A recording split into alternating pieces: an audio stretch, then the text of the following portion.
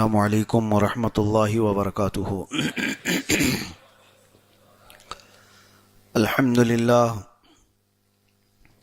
للہ الحنان المنان الذي خلق الانسان وعلمه البیان، والصلاة والسلام على رسوله سید الانس والجان وعلى آلہ واصحابہ ذوی الخیر والاحسان، اما بعد فاعوذ باللہ من الشیطان الرجیم، بسم اللہ الرحمن الرحیم۔ انما يريد الله ليذهب عنكم الرجس اهل البيت ويطهركم تطهيرا، صدق الله مولانا العظیم۔ بارگاہ رسالت معاب صلی اللہ تعالی علیہ وسلم میں درود پاک کا ہدیہ پیش کریں۔ اللہم صل علی سیدنا و مولانا محمد معدن الجود والکرم وآلہ واصحابہ الکرام وابنہ الکریم وبارک وسلم صلاة دائمة سرمدا ابدا۔ آج کی یہ محفل پاک ہم نظر کرتے ہیں اس عظیم ہستی کی طرف جو خود رسول کریم صلی اللہ تعالی علیہ وسلم کی سب سے زیادہ محبوب ہے۔ میری مراد اس کائنات کی بلکہ جنتی خواتین کی سردار سیدہ فاطمۃ الزہرا رضی اللہ تعالی عنہا کی بارگاہ میں سیدہ ظاہرہ طیبہ طاہرہ جان احمد کی راحت پہ لاکھوں سلام، جس کا آنچل نہ دیکھا ماہ و مہر نے اس ردائے نزہت پہ لاکھوں سلام۔ اس عظیم ہستی کی آج ہم یاد میں بیٹھے ہوئے ہیں، جن کا ذکر کرنے سے پہلے کائنات کو اپنے ہوش و حواس سنبھال لینا چاہیے، کیونکہ رسول مختار صلی اللہ تعالی علیہ وسلم نے ایک مرتبہ زمین پر 4 لکیریں اس طرح سے کھینچیں۔ صحابہ سے پوچھا اتدرون، کیا تم جانتے ہو یہ کیا چیز ہے؟ تو صحابہ نے کہا یا رسول اللہ صلی اللہ تعالی علیہ وسلم آپ زیادہ بہتر جانتے ہیں۔ میرے آقا صلی اللہ علیہ وسلم نے فرمایا اللہ تبارک و تعالی کی بارگاہ میں سب سے زیادہ عزت والی اور جنت میں سب سے زیادہ عزت کے ساتھ جانے والی 4 عورتیں ہیں۔ فرمایا ایک حضرت مریم بنت عمران، دوسرے کہا حضور پاک صلی اللہ علیہ وسلم نے آسیہ امرأۃ فرعون کی بیوی، تیسرے کہا خدیجہ بنت خویلد، چوتھی فاطمۃ الزہرا۔ اس روئے زمین کی سب سے افضل ترین عورتوں میں 4 عورتوں کا شمار میرے آقا صلی اللہ علیہ وسلم نے فرمایا۔ اور یہ تو بات ہوئی، اب حدیثیں اتنی زیادہ ہیں، چاہے بخاری شریف لے لو، مسلم شریف، ابن ماجہ، ترمذی، نسائی، ابو داؤد، مستدرک، طبری تاریخ میں، کتنی کتابیں ایسی ہیں جو ان احادیث سے بھری ہوئی ہیں، جس میں سیدہ کے فضائل و مناقب بیان کیے گئے ہیں۔ عزیزان گرامی، آج ضرورت ہے اس یاد کو تازہ کرنے کی۔ آپ بھی اگر توجہ سے سنیں گے کہ وہ سیدہ کون تھیں، کیا مقام تھا ان کا، علو مرتبت، تو آپ کے اندر بھی احساسات ایسے جاگ جائیں گے۔ قسم خدا کی، جب بھی میں سیدہ فاطمۃ الزہرا سلام اللہ علیہا کو پڑھتا ہوں تو آنکھوں سے آنسو نکل آتے ہیں، خاص طور پر اس لیے کہ وہ محبوب رسول پروردگار ہیں۔ اللہ تعالیٰ کے رسول کی محبوب ایک مرتبہ خود رسول کریم صلی اللہ تعالیٰ علیہ وسلم مسجد نبوی شریف سے باہر نکلے اور آپ کے اوپر ایک کالی چادر تھی، اور جیسے ہی آپ باہر آئے تو آپ کے چھوٹے سے نواسے حضرت حسن پہلے آئے، رسول پاک صلی اللہ علیہ وسلم نے اپنی چادر میں ان کو چھپا لیا۔ پھر حضرت امام حسین آئے تھوڑی دیر بعد، حضور نے ان کو بھی اپنی چادر میں لے لیا۔ پھر حضرت فاطمہ آئیں، پھر ان کو بھی اپنی چادر میں لے لیا۔ پھر حضرت علی آئے، ان کو بھی رسول اللہ نے اپنی چادر میں لے لیا۔ اس کے بعد پھر قرآن کی یہ آیت پڑھی جو میں نے خطبے کے بعد پڑھا ہے، انما یرید اللہ لیذھبکم الرجس اہل البیت ویطہرکم تطہیرا، اللہ نے تو یہ چاہ لیا ہے اے اہل بیت تم سے ہر طرح کی برائی کو دور کر دے اور تمہیں خوب صاف و ستھرا کر دے۔ اور یہ آیت ایک دو نہیں، تمام محدثین کا، شارحین حدیث کا، سب کا اتفاق ہے یہ آیت اسی گھر والوں کے لیے نازل ہوئی تھی۔ اہل البیت سے مراد یہاں پر کوئی اور گھر والے نہیں، یہ رسول پاک صلی اللہ تعالی علیہ وسلم کی آل ہے۔ خاص طور پر حضرت فاطمہ، حضرت علی، حضرت حسن اور حضرت حسین رضی اللہ تعالیٰ عنہ مجمعین کے لیے آیت آئی۔ اور ایک دو جگہ نہیں، کئی جگہ پر میرے آقا صلی اللہ تعالیٰ علیہ وسلم ان کو دیکھتے تھے، یہاں تک کہ کبھی حضرت فاطمہ کے گھر کے سامنے سے حضور گزرتے بھی تھے نا مسجد نبوی شریف کی طرف جانے کے لیے، نماز کے لیے، تو گھر کی طرف رخ کرتے تھے اور پھر پکارتے تھے اے اہل بیت اٹھو نماز کے لیے، پھر آیت تلاوت کرتے انما یرید اللہ لیذھب عنکم الرجس اہل البیت ویطہرکم تطہیرا، اے اہل بیت آؤ نماز کے لیے، اللہ نے تو ارادہ کر لیا ہے تم سے ہر برائی کو دور کر دے، تمہیں خوب ستھرا کر دے۔ جب رسول پاک صلی اللہ علیہ وسلم ان کو مخاطب کرتے یہ آیت پڑھتے تھے، صحابہ کو یقین کے ساتھ یہ معلوم تھا کہ یہ آیت کے مصداق یہی گھر والے ہیں۔ اور سیدہ کائنات فاطمہ الزہرا رضی اللہ تعالی عنہا کے متعلق حدیثیں اتنی ہیں کہ وہ ایک محفل میں سما بھی نہیں سکتی۔ میں مختصر محفل کو جتنا ہو سکتا ہے آپ کے سامنے رکھنے کی کوشش کرتا ہوں۔ سیدہ کائنات فاطمہ الزہرا رضی اللہ تعالیٰ عنہ پیدا ہوئی مکہ مکرمہ میں، اور بعثت کے 5ویں سال یعنی رسول کریم صلی اللہ تعالیٰ علیہ وسلم نے اعلان نبوت فرمایا تھا، اس کے 5 سال کے بعد حضرت خدیجہ رضی اللہ تعالیٰ عنہ کے بطن پاک سے پیدا ہوئیں۔ حضور پاک صلی اللہ تعالیٰ علیہ وسلم کی پہلی زوجہ، کروڑوں مومنوں کی ماں حضرت خدیجۃ الکبریٰ، آپ سے ہی ساری اولاد ہیں رسول پاک صلی اللہ علیہ وسلم کی، صرف حضرت بی بی ماریہ قبطیہ سے حضرت ابراہیم پیدا ہوئے، باقی 6 اولاد سیدہ خدیجۃ الکبریٰ رضی اللہ تعالیٰ عنہ سے، ان میں سب سے چھوٹی اور سب سے لاڈلی بیٹی میرے آقا کی وہ حضرت فاطمہ ہے۔ فاطمہ کا مطلب جانتے ہو آپ؟ حضور پاک صلی اللہ تعالیٰ علیہ وسلم سے پوچھا بھی گیا کہ آپ نے ان کا نام فاطمہ کیوں رکھا؟ فاطمہ کا مطلب ہوتا ہے دور کر دینے والی چیز، دور کر دینے والی چیز۔ تو بظاہر یہ سن کر کے ایسا لگتا ہے ایسا نام کیوں ہے، کیا دور کرنے والی؟ سنو، میرے آقا صلی اللہ علیہ وسلم فرماتے ہیں میں نے اس کا نام اس لیے فاطمہ رکھا کہ فاطمہ سے جو محبت کرتا ہے اس کو آگ سے دور کر دیا جاتا ہے۔ جو فاطمہ سے محبت کرے، فاطمہ کو جہنم سے، آگ سے دور کر دیا گیا، اور جو اس سے محبت کرتا ہے اسے آگ سے دور کر دیا جائے گا۔ انما فاطمۃ بضعۃ منی، حضور فرماتے ہیں فاطمہ میرے جگر کا ٹکڑا ہے۔ فمن احبها احبنی، جس نے اس سے محبت کیا اس نے مجھ سے محبت کیا ہے۔ فمن اغضبها فقد اغضبنی، جس نے اس کو ناراض کیا اس نے مجھے ناراض کیا ہے۔ رسول پاک صلی اللہ تعالیٰ علیہ وسلم نے یہ حدیث کئی جگہ پر ارشاد فرمائی، مختلف روایات ہیں جس میں یہی آپ کو مفہوم ملے گا، بیان یہ ملے گا۔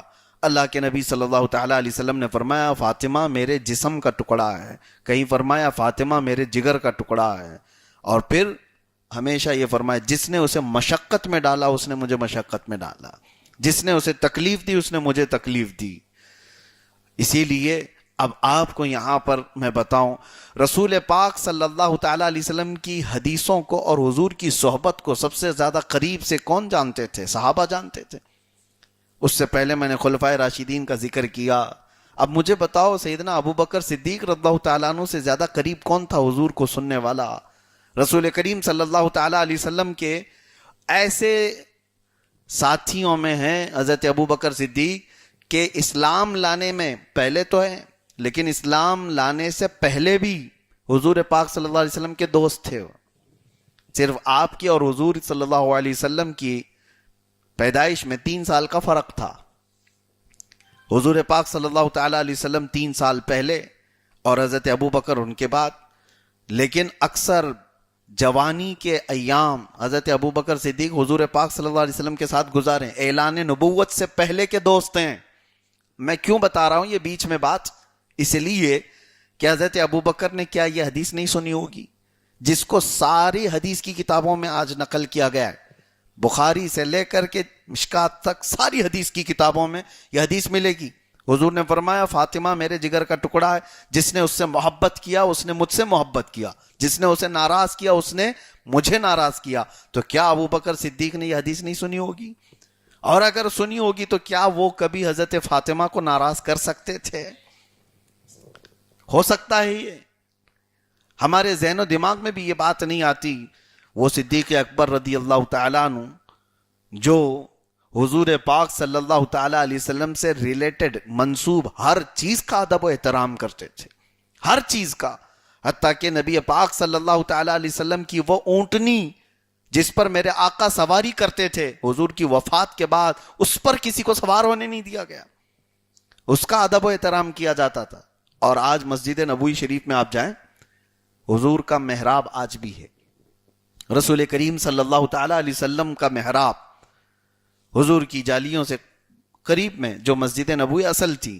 میں ایک بات بتا رہا ہوں، نبی پاک صلی اللہ تعالیٰ علیہ وسلم جہاں کھڑے ہو کر کے امامت فرماتے تھے، ہم بھی جہاں امامت کیے ہیں آپ بھی جا کر کے دیکھیں، محراب بنی ہوئی ہے، آج ہم امام ہیں، کل کوئی اور امام، ان کے بعد کوئی اور امام، لیکن امام جہاں کھڑا ہوتا ہے دوسرا امام آئے گا بھی تو وہیں کھڑا ہوگا نا، تیسرا امام آئے گا تو بھی وہیں کھڑا ہوگا۔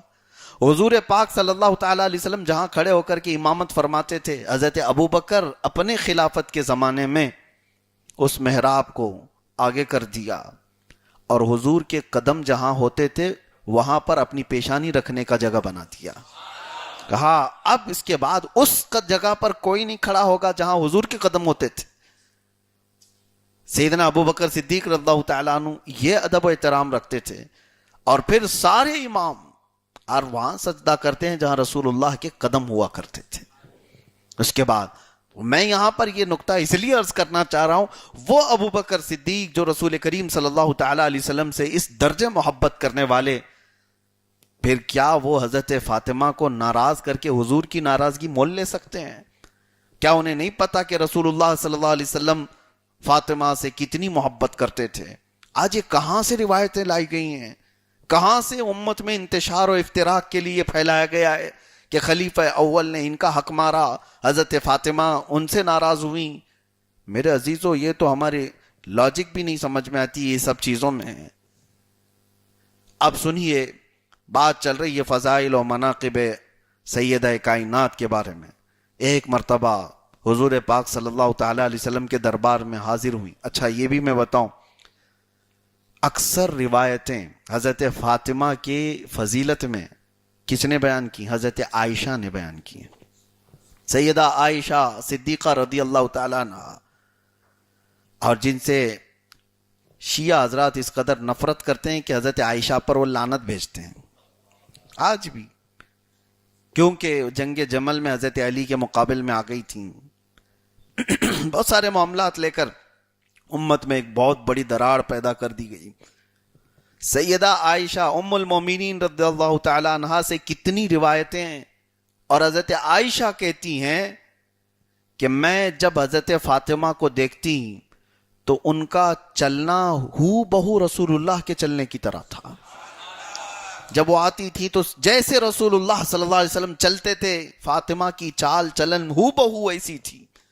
اور حضرت عائشہ کہتی ہیں جب فاطمہ آتی تھی تو منظر ہی بدل جاتا تھا، ازواج مطہرات ہوں کوئی ہوں، جیسے ہی حضرت فاطمہ آتی تھی حضور پاک صلی اللہ علیہ وسلم اپنی جگہ سے کھڑے ہو جاتے تھے، حضور کھڑے ہوتے تھے، اور حضرت فاطمہ جیسی آتی ان کا بوسہ لیتے اور اپنی چادر بچھاتے اور پہلے حضرت فاطمہ کو بٹھاتے تھے۔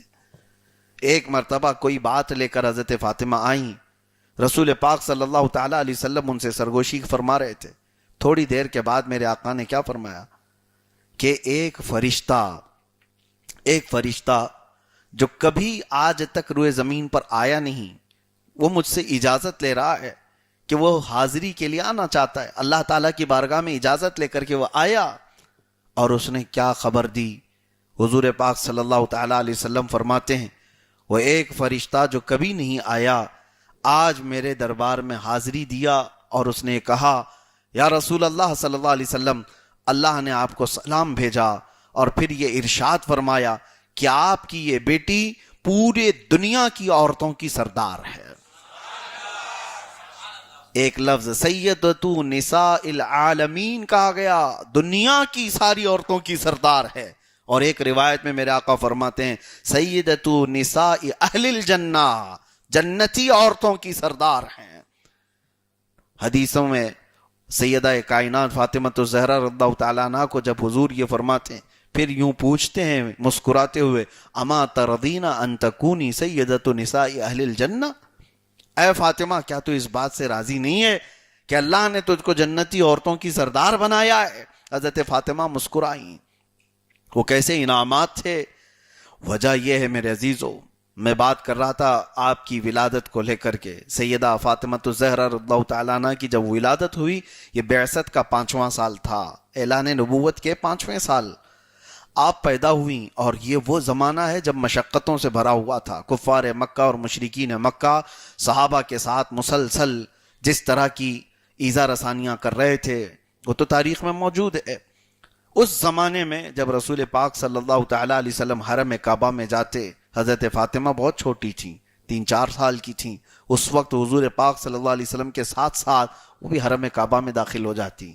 کبھی مشرکین مکہ، کفار مکہ حضور اکرم صلی اللہ تعالیٰ علیہ وسلم کو ایذا دینے کی کوشش کرتے، کچرے وغیرہ سب لانے کی کوشش کرتے. حضرت فاطمہ ان کا مقابلہ کرتی تھیں. چھوٹی عمر میں، بہت چھوٹی عمر میں ان کفار مکہ اور مشرکین مکہ سے اپنے باپ سید الانبیاء صلی اللہ تعالیٰ علیہ وسلم کی حفاظت کے لیے کھڑی ہو جاتی تھیں. 4 سال کی بچی اپنے باپ سے اس قدر قریب تھیں. اور یہاں تک کہ ایک بار رونے لگیں. رسول پاک صلی اللہ تعالیٰ علیہ وسلم اور ان کے قریش کے حالات کو دیکھ کر کے میرے آقا صلی اللہ تعالیٰ علیہ وسلم نے ان کو تسلی دیتے ہوئے کہا فاطمہ کبھی نہ رونا، گھبرانا مت، تیرے باپ کا رب اسے کبھی تنہا نہیں چھوڑے گا. یعنی میرا رب مجھے کبھی تنہا نہیں چھوڑے گا، تو گھبرانا مت. سیدہ کائنات کی ایک بات مجھے یہ احساس دیتی ہے، بیٹی کا باپ سے جو لگاؤ ہے وہ یہی ہونا چاہیے کہ اس زمانے سے سیدہ فاطمہ الزہرا رضی اللہ تعالیٰ عنہ اپنے والد گرامی کی ہر چیز کو اپنے کندھوں پر لیتی تھیں. ہر چیز کو کبھی بھی پوری زندگی، اگر میں ابھی بتاتا ہوں کبھی آپ کو نہیں لگے گا کہ باپ کے لیے ایسی ایسی خواہشات کا اظہار کیا ہو اور اپنی دنیاوی خواہشات، اپنی رغبتیں بتائی ہوں جیسے عام عورتیں کرتی ہیں. سیدہ فاطمہ الزہرا رضی اللہ تعالیٰ نے ہمیشہ رسول اللہ صلی اللہ علیہ وسلم کی رضا میں راضی رہیں، ہمیشہ. یہاں تک کہ بہت چھوٹی عمر تھی حضرت فاطمہ کی، جب آپ کی عمر 5 سال کی تھی جب آپ کی والدہ حضرت خدیجہ کا انتقال ہو گیا. ام المومنین حضرت خدیجہ کا انتقال ہوا. حضرت فاطمہ 5 سال کی عمر کی تھی. رسول پاک صلی اللہ تعالیٰ علیہ وسلم نے ان کی کفالت کی ذمہ داری حضرت فاطمہ بنت اسد جو حضرت علی کی ماں ہیں ان کے حوالے فرمائی تھی. وہ ان کی کفالت کرتی، ان کی تربیت فرماتی. لیکن ایک بات یہ یاد آتی ہے، رسول پاک صلی اللہ تعالیٰ علیہ وسلم حضرت فاطمہ کو ہمیشہ ان کی ماں کی فضیلت بیان کرتے تھے. تیری ماں دنیا کی پاکیزہ خواتین میں سے ہے.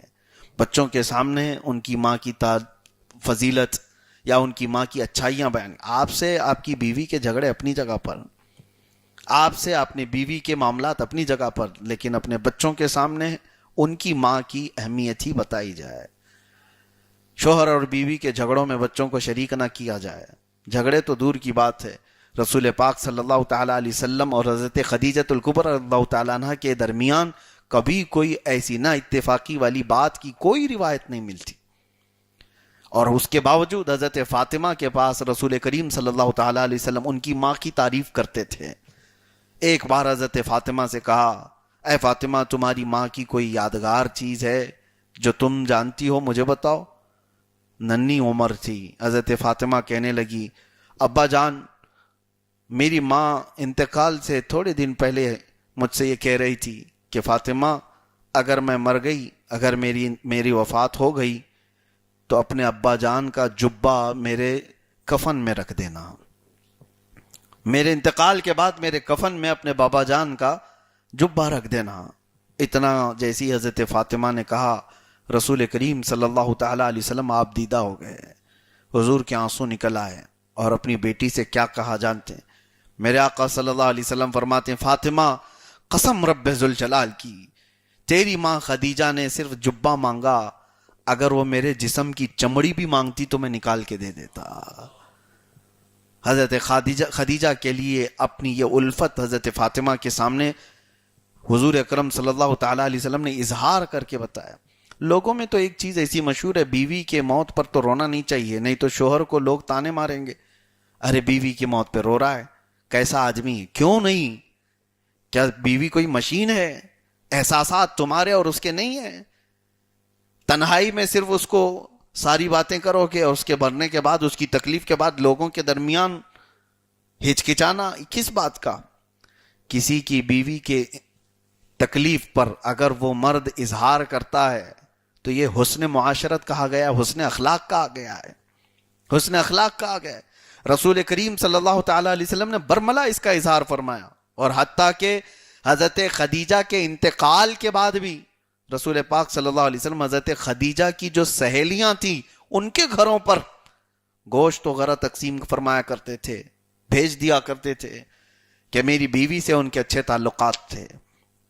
عزیزان گرامی وقار، سیدہ فاطمہ الزہرا رضی اللہ تعالی عنہا اس وقت صرف 7 یا 8 سال کی تھیں جب رسول پاک صلی اللہ علیہ وسلم ہجرت فرما رہے تھے۔ آپ نے سنا ہے ہجرت کا واقعہ، لیکن ہجرت کی رات حضور پاک صلی اللہ تعالی علیہ وسلم حضرت ابوبکر صدیق کے ساتھ چلے گئے تھے۔ اس وقت حضرت فاطمہ مکہ میں ہی تھیں۔ حضور پاک صلی اللہ تعالی علیہ وسلم جب مدینے پہنچے تو مدینہ پہنچنے کے بعد زید بن حارثہ اور ابو رافع رضی اللہ تعالیٰ عنہما 2 صحابہ کو حضور پاک صلی اللہ علیہ وسلم نے 500 درہم دے کر بھیجے مکہ کہ جاؤ میری بیٹیوں کو، اور پھر 2 خواتین کا بھی ذکر ہوا، حضرت سودا، حضرت فاطمہ بنت اسد، ان لوگوں کو وہاں سے مکہ سے سوار کر کے تم مدینہ لے آؤ۔ اس کے بعد کچھ دنوں کے بعد حضرت فاطمہ ہجرت کر کے پھر مدینہ طیبہ پہنچیں، اور 2 ہجری تھی۔ 2 ہجری میں ہی حضرت فاطمہ رضی اللہ تعالیٰ عنہ حضور پاک صلی اللہ تعالیٰ علیہ وسلم کے ساتھ جب رہنے لگیں تو ایک دن جبرائیل امین علیہ السلام تشریف لائے۔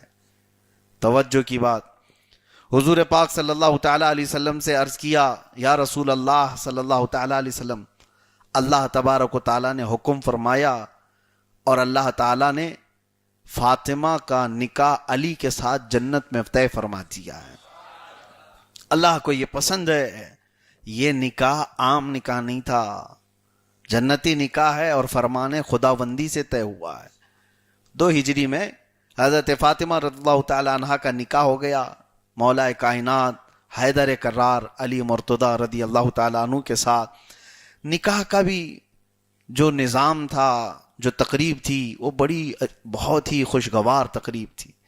پہلے تو روایات یہ بتاتی ہیں کہ رسول پاک صلی اللہ تعالیٰ علیہ وسلم کے پاس کئی پیغامات آئے، کئی لوگوں نے حضرت فاطمہ کے نکاح کا پیغام بھیجا، حتیٰ کہ حضرت ابوبکر و عمر نے بھی بھیجا تھا۔ حضور پاک صلی اللہ علیہ وسلم نے منع فرمایا۔ پھر حضرت علی کی طرف سے جب بات آئی تو حضور اکرم صلی اللہ علیہ وسلم نے فرمایا یہ تو وہ رشتہ ہے جس کو اللہ تعالیٰ نے فرمایا۔ اور اس کے بعد نکاح ہوا۔ نکاح ہونے کے بعد حضرت علی رضی اللہ تعالیٰ عنہ سے کہا گیا کہ ان کے مہر دو۔ حضرت فاطمہ کا مہر 400 مسقال چاندی کا آ گیا ہے، اور کچھ درہم بھی تھے، مختلف روایات ہیں 450 درہم کے برابر۔ حضرت علی رضی اللہ تعالیٰ عنہ کو حضور پاک صلی اللہ تعالیٰ علیہ وسلم نے فرمایا تم اپنا گھر تیار کرو۔ اس وقت مہاجرین کی بات ہے، یہ مولا علی کرم اللہ وجہہ الکریم ہجرت کر کے مدینے میں آئے ہوئے ہیں، روزانہ ایک باغیچے میں کام کیا کرتے تھے، مختصر سی تنخواہ ہوتی تھی۔ اب شادی کرنے کے لیے اتنی بڑی رقم کہاں سے لائے؟ لیکن جو ان کے پاس تھا، ایک لوہے کی زرہ تھی جو جنگوں میں پہنی جاتی تھی، وہ حضرت عثمان غنی کے ہاتھ میں انہوں نے بیچ دیا۔ 400 درہم کے قریب یا 500 درہم کے آس پاس اپنے لوہے کی زرہ بیچ دی۔ حضرت عثمان نے وہ خرید لیا، 500 درہم ان کو دے دیا، اور تھوڑی دیر کے بعد وہ زیرہ بھی واپس ان کو تحفے میں دے دیا. اور وہی پیسے لے کر کے حضرت علی آئے. رسول پاک صلی اللہ تعالی علیہ وسلم نے فرمایا گھر کا سامان خریدو. جو حضرت فاطمہ کے جہیز کی بات کہی جاتی ہے نا, جہیز کیا تھا, جہیز کی لسٹ بھی موجود ہے, روایات میں موجود ہے. رسول پاک صلی اللہ تعالی علیہ وسلم کے گھر سے جب حضرت فاطمہ رخصت ہو رہی تھی تو کیا کیا لے کر کے گئی تھی. وہ بسترے تھے 2, اور بسترے کس طرح سے, کھجور کے چھال کے. 4 تکیے تھے, ایک چمڑے کا مشکیزہ تھا, اور مٹی کے کچھ برتن تھے, ایک چارپائی تھی, اور ایک چکی تھی. بس اتنی ساری چیزیں موجود تھی جو گھر کے لیے. اور برتن, ایک پانی بھرنے کا, کپڑے دھونے کا برتن, جو آج آپ اس کو بالٹی کہیں, بکیٹ کہیں, جس طرح بھی مٹی کے بنتے تھے. اور اس میں بھی ایک برتن ایسا تھا جو کھجور کے چھال سے بنایا اور اوپر سے مٹی کو لیپا ہوا. یہ سب جہیز کا سامان تھا جو حضرت فاطمہ رضی اللہ تعالیٰ عنہا لے کر کے حضرت علی کے گھر گئی تھی. اب یہاں پر رک کر کے مجھے کہنا ہے, اس جہیز کو کیا سن لیا لوگوں نے اپنے جہیز تیار کر لیے کہ سب کو جہیز دینا ہے؟ حضرت فاطمہ جہیز لے کر کے گئی تھی, رسول اللہ نے جہیز دیا تھا. ذرا غور سے پڑھ بھی لیتے تاریخ تو پتہ چلتا یہ سارا جہیز کا سامان حضرت علی کے پیسوں سے خریدا گیا تھا. ہونا تو یہ چاہیے دولہے میاں آپ اپنے پیسوں سے اپنی بیوی کے باپ کو, اپنے سسرے کو دے دو پیسے ہیں کہ جتنا بھی جہیز آپ کو دینا ہے یہ میرے پیسوں سے دو. سنت ادا کرنا ہے حضرت علی کی تو پہلے پیسے بھیجو سسر کے گھر پر. لیکن ایسا نہیں ہے. اب معاملہ یہ ہے کہ صرف اتنا معلوم ہے کہ رسول اللہ نے اپنی بیٹی کو جہیز دیا تھا, اس لیے اب سارے لوگوں کو جہیز چاہیے. یہ نہیں پتا کہ وہ کون سے پیسوں سے جہیز خریدا گیا تھا. میرے آقا صلی اللہ علیہ وسلم نے حکماً فرمایا تھا حضرت علی کو کہ تم اپنے مال سے, اپنے پیسوں سے خریدو یہ ساری چیزیں. یہ ایک بہت بڑی بلا آج ہمارے درمیان ہے. میرے عزیزو, مسلمانوں میں یہ رواج ہو سکتا ہے اڈاپٹ کیا گیا ہو دوسروں کے ہاں سے, غیروں کے ہاں سے. نوجوانوں کو تو میں ہمیشہ یہ کہتا آ رہا ہوں پہلے سے بھی, اتر پردیش میں کچھ علاقے ایسے ہیں اللہ کی پناہ, وہاں پر میں باضابطہ کئی علاقے ایسے دیکھا ہوں شادیاں اس وقت تک نہیں ہوتی جب تک وہ اسکارپیو بولیرو نہ دے دے ان کو. لڑکے مانگتے ہیں بھکاری, کام کرتا ہے چپراسی کا اور بیوی کے باپ سے مانگتا ہے گاڑی. کم سے کم والا چپراسی بھی بائک کے بغیر شادی نہیں کرتا. حد تو اس وقت ہوئی, مجھے تعجب ہوا جو وہاں کے علم حاصل کیے ہوئے عالم دین بنے ہوئے نئے نئے نوجوان علماء ہیں, وہ بھی شادیوں میں جہیز لیتے ہیں, اپنے علم کو بیچتے ہیں. لعنت ہے ایسے علم پر جس پر عمل نہ ہو. تف ہے. پھر اصلاح کیسے ہوگی جب علم والے لوگ, کیونکہ میں نے جب سختی سے کچھ لوگوں سے کہا کہ کیسی بلا تم لوگ بنا کر کے رکھے ہو, شادی کو اتنا مشکل کیسے کر دیا ہے, تو لوگوں نے کہا کہ حضرت ہمارے ہاں تو سب علماء بھی تو لیتے ہیں. تو ان کے پاس تو یہ دلیل ہو گئی, علماء کا کرنا عوام کے لیے دلیل بن جاتی ہے. اسی لیے اس سے قبل بھی میں نے کہا علماء میں سے کوئی بھی ہو, اگر وہ رسول اللہ صلی اللہ تعالیٰ علیہ وسلم کی شریعت طاہرہ اور حضور کی بیٹی کے اخلاق کردار پڑے ہوئے ہوں تو ہرگز ایسے برے رسموں کو ایجاد نہ کریں اور اس کے لیے دلیل نہ بنے. عوام الناس کے بھٹکنے اور بہکنے کا ذریعہ وہ بن جاتے ہیں. اللہ تبارک و تعالیٰ نے تمہیں مرد بنایا ہے, اور نوجوانوں اللہ نے تمہیں طاقت و قوت عطا کیا ہے. عورتوں سے زیادہ تم بردبار ہو, طاقتور ہو. ہر جگہ پر, ہر جگہ پر تمہیں کمانے کے لیے دیا گیا ہے, معاشرے کو بنانے کے نظام تمہیں دیے گئے ہیں, اسی لیے کہ سارے کام تمہارے ذمے ہیں. جب تم کمانے والے ہو تو یہ لالچ کہاں سے آئی کہ عورت کے باپ سے ہم لے لیں, عورت کے گھر سے ہم لے لیں. بزرگوں نے فرمایا کہ وہ منحوس شخص ہے, اس کے اوپر نحوست طاری رہ جاتی ہے جو اپنے سسرال سے بھکاری کی طرح لالچی نظروں سے دیکھتا رہتا ہے. سال نہیں گزرے کہ اپنی بیوی کو بھیج دیا, جا اپنے باپ سے لے کر کے آ جا. پھر تھوڑا سا کچھ ہوا تو بولے تیرے بھائی سے لے کے آ جا, وہ تو بڑا مالدار ہے, وہ کماتا ہے. کتنے گھر ایسے ہیں جو اپنی بہنوں کے گھر بچانے کے لیے اپنی کمائیاں اپنے داماد کے, اپنے بہنوی کے گھر بھیج رہے ہیں. یہ بڑی بری رسم ہے, بہت برا رواج ہے. امت مسلمہ میں تو یہ نہیں ہونی چاہیے. نوجوانوں سے جن کی شادیاں نہیں ہوئی وہ طے کر لو رسول اللہ کی شریعت پر عمل کرنا ہے یا ظالموں سے اڈاپٹ کیا ہوا رواج تمہیں یہاں پر رواج دینا ہے. فیصلہ تم کرو. میں ایم پی میں ایک علاقے میں تھا, میلاد شریف کا جلسہ تھا, 12ویں شریف کا جلسہ تھا. میں نے کہا حضور پاک صلی اللہ تعالی علیہ وسلم کی بارگاہ میں نذرانے کے طور پر نوجوانوں تم کیا دینا چاہتے ہو؟ تو پھر میں نے اعلان کیا تھا کہ 12 ایسے نوجوان کھڑے ہو جاؤ جو سنت مصطفیٰ کے مطابق نکاح کرنا چاہتے ہو. اپنے بیوی کے باپ پر دباؤ ڈالے بغیر 12 نہیں الحمدللہ 20 نوجوان تیار تھے. سٹیج پر آئے, ممبر پر کھڑے ہوئے, اعلان بھی کیا. یہ ہے حقیقی انقلاب کی بات. برے رسم و رواج کو میرے عزیزو آسمان سے آ کر کے ابھی کوئی نہیں بدلے گا, تم بدلو, تم اپنی زندگیوں میں بدلو. ہاں یہاں پر ایک مجبوری آ جاتی ہے نوجوانوں کی, مجھے پتا ہے. جوان تو ہمارے پاس وعدہ کر کے چلا گیا, پکا ارادہ بھی ہے اس کا, لیکن اس کی اماں چھوڑتی کہاں ہے, اس کا باپ چھوڑتا کہاں ہے. ابھی کی بات ہے, ابھی میرے اس سفر میں ایک نوجوان ملا, اتر پردیش کا ہی ہے. اب ہر ایک کا نام لے لیں تو ظاہر سی بات ہے ان تک تو یہ باتیں پہنچ ہی جاتی ہیں. نوجوان 25 سال کے آس پاس کا ہے, بڑے گھرانے کا ہے, لیکن اخلاق میں اچھا نوجوان. مدینہ طیبہ میں اس نے مجھ سے کہا کہ حضرت میں ویسی ہی نکاح کرنا چاہتا ہوں, شادی ویسی کرنا چاہتا ہوں, آپ کی تقریروں میں میں نے بہت بار سنا ہے, پورا ارادہ وہی ہے, آپ نکاح پڑھا دیں. میں کہا بالکل نکاح پڑھائیں گے. کہا کہ میری ماں کہتی ہے کہ اگر بغیر جہیز کے نکاح کرنا ہے تو ہمارے گھر سے نکل جاؤ. تو اتنا اچھا ہے, ہینڈسم ہے, ساری چیزیں ہیں, لوگ اسکارپیو تو کم سے کم دے ہی دیں گے. یعنی وہ بکرا ہے جس پر انویسٹ کیا گیا ہے قربانی کے لیے. یہ کیا رواج ہے؟ یہ ماں باپ آڑے آ جاتے نوجوانوں کو. اس وقت میرے عزیزو ایک حدیث میں اور سناتا ہوں.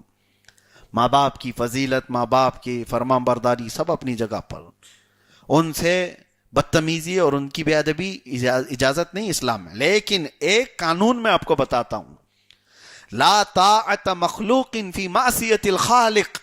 اللہ کی نافرمانی میں پھر کسی بندے کی اطاعت ہو ہی نہیں سکتی. کوئی بندہ اگر اللہ کی اطاعت میں حکم دے رہا ہے, وہ میرا باپ ہو میری ماں ہو, تو ہمیں سر جھکا دینا ہے کہ یہ شریعت کے مطابق کہہ رہے. شریعت سے ہٹ کر کے کوئی حکم آیا تو پھر باپ بھی نہیں ماں بھی نہیں. ہمارے لیے سب سے پہلا حکم ہے میرے رب ذوالجلال کا. پہلا حکم ہے اللہ کیا چاہتا ہے, میرا نبی کیا چاہتا ہے, رسول کریم صلی اللہ تعالی علیہ وسلم کی رضا کیا ہے, یہ پہلے آپ دیکھیں. نوجوانوں کو یہ میں قانون دے کر کے جا رہا ہوں. شادی خوب اچھی کرو, تمہاری استطاعت تمہاری حیثیت کے مطابق کرو ساری چیزیں. ہاں کچھ لوگوں نے بہت ہی زیادہ کنجسٹڈ بھی بنا دیا ہے, جیسے وہ جماعتیں چلا چٹی والے لوگ, انہوں نے تو شادی کو پورا ہی وہ ختم کر دیا. نہیں, خالی 1-2 پلی والی 5 روپے کی ٹوپی پہنو, بس نکاح اس میں ہی کر لو, اجلا کرتا, بس اتنا ہی. نہیں, خوشی منانے کا حق ہے تمہارے پاس, تمہارے پاس عمدہ لباس پہننے کا حق ہے. رسول کریم صلی اللہ تعالی علیہ وسلم نے جب اپنی بیٹی کو رخصت کیا تھا تو اب اس کا انداز تو دیکھو. حدیثوں میں موجود ہے حضرت فاطمہ رضی اللہ تعالی عنہا ایک ذی الحجہ کو رخصت ہوئی تھی حضور اکرم صلی اللہ علیہ وسلم کے گھر سے, تو آپ کے لیے ایک بہت ہی قیمتی اونٹنی منگوائی گئی تھی جب حضرت فاطمہ کی ڈولی جا رہی تھی. اور اس وقت حضور پاک صلی اللہ تعالی علیہ وسلم کی ساری ازواج مطہرات حضرت فاطمہ کے آگے آگے چل رہی تھیں. انصار کی ساری عورتیں اس جلوس میں شامل تھیں جب حضرت فاطمہ جا رہی تھیں, اور صرف جا نہیں رہی تھیں, حضور پاک صلی اللہ تعالی علیہ وسلم کی ساری ازواج مطہرات رجزیہ اشعار بھی پڑھ رہی تھیں حضرت فاطمہ کی فضیلت میں. اس میں سب سے پہلے جو اشعار پڑھی حضرت ام سلمہ رضی اللہ تعالی عنہ نے. حضرت ام سلمہ نے ساری عورتوں کو مخاطب کر کے کہا, اے عورتوں آ جاؤ اس جلوس میں, دیکھو اس سواری پر کون بیٹھی ہے جس کو رسول اللہ نے جنتی جوانوں کی سردار کہا ہے. آج وہ نکاح کے بعد اپنے گھر جا رہی ہیں, اور اس کے بعد حضرت حفصہ رضی اللہ تعالیٰ عنہ آگے بڑھی, ان کے بھی اشعار ہیں عربی میں. انہوں نے کہا, اے انصار مدینہ کی خواتین. آج دیکھو رسول اللہ صلی اللہ تعالی علیہ وسلم کے گھر سے وہ خاتون جا رہی ہے جو رسول اللہ کو سب سے زیادہ عزیز ہے, اور اس کے گھر جا رہی ہے جو رسول اللہ کو سب سے زیادہ محبوب ہے. حضرت علی کے گھر جا رہی, یا حضرت حفصہ نے بیان کیا. اس کے بعد حضرت عائشہ صدیقہ رضی اللہ تعالیٰ عنہ آئیں اور کہا, اے خواتین, اے مدینے کی عورتیں, سب اپنے اپنے سروں پر حجاب ڈھک لو, اس لیے کہ تم جس کے نکاح کے اس جلوس میں جا رہی ہو اس سے تو اللہ کے فرشتے بھی حیا کرتے ہیں. حضرت فاطمہ کے فضیلت میں یہ باتیں پڑھی جا رہی تھیں, اور پیچھے انصار مدینہ کی خواتین سب اس جلوس میں شریک تھیں. اور جب مولا علی کے گھر پر یہ جلوس پہنچا تو وہاں استقبال کے لیے میرے آقا پہلے موجود تھے. رسول پاک صلی اللہ تعالی علیہ وسلم کھڑے ہوئے تھے اور حضرت علی کو ہاتھ میں ہاتھ دے کر کھڑے ہوئے تھے. جب حضرت فاطمہ آئیں ان کو اتارا گیا. دلہن کو جب اتارا جاتا ہے, یہ سارا نظام رسول اللہ کے گھرانے کا میں بتا رہا ہوں. پہلے میں نے کبھی اس چیز پر شاید آپ کے سامنے عرض نہ کیا ہو. حضور پاک صلی اللہ تعالی علیہ وسلم اپنی بیٹی کو خود اتارتے ہیں اور حضرت علی کے ساتھ لا کر دونوں کا ہاتھ پکڑ کر کے ملایا, اور اس کے بعد پانی منگوایا. میرے آقا صلی اللہ علیہ وسلم نے وضو فرمایا اور اپنے وضو کا بچا ہوا پانی دونوں کے جسموں پر چھڑکا اور فرمایا, اے اللہ, میں ان سے محبت کرتا ہوں, تو ان سے محبت فرما, اور ان کی اولاد میں قیامت تک شیطان رجیم سے ان کی ذریت کو محفوظ فرما. یہ رسول اللہ کی دعا تھی. حضرت فاطمہ اور حضرت علی کو پانی چھڑکا اور اس کے بعد یہ بھی دعا فرمایا کہ اے اللہ, ان کے جسم کے ہر حصے سے خوشبو پیدا فرما. اس کے بعد حضرت فاطمہ حضرت علی کے گھر پر آئی.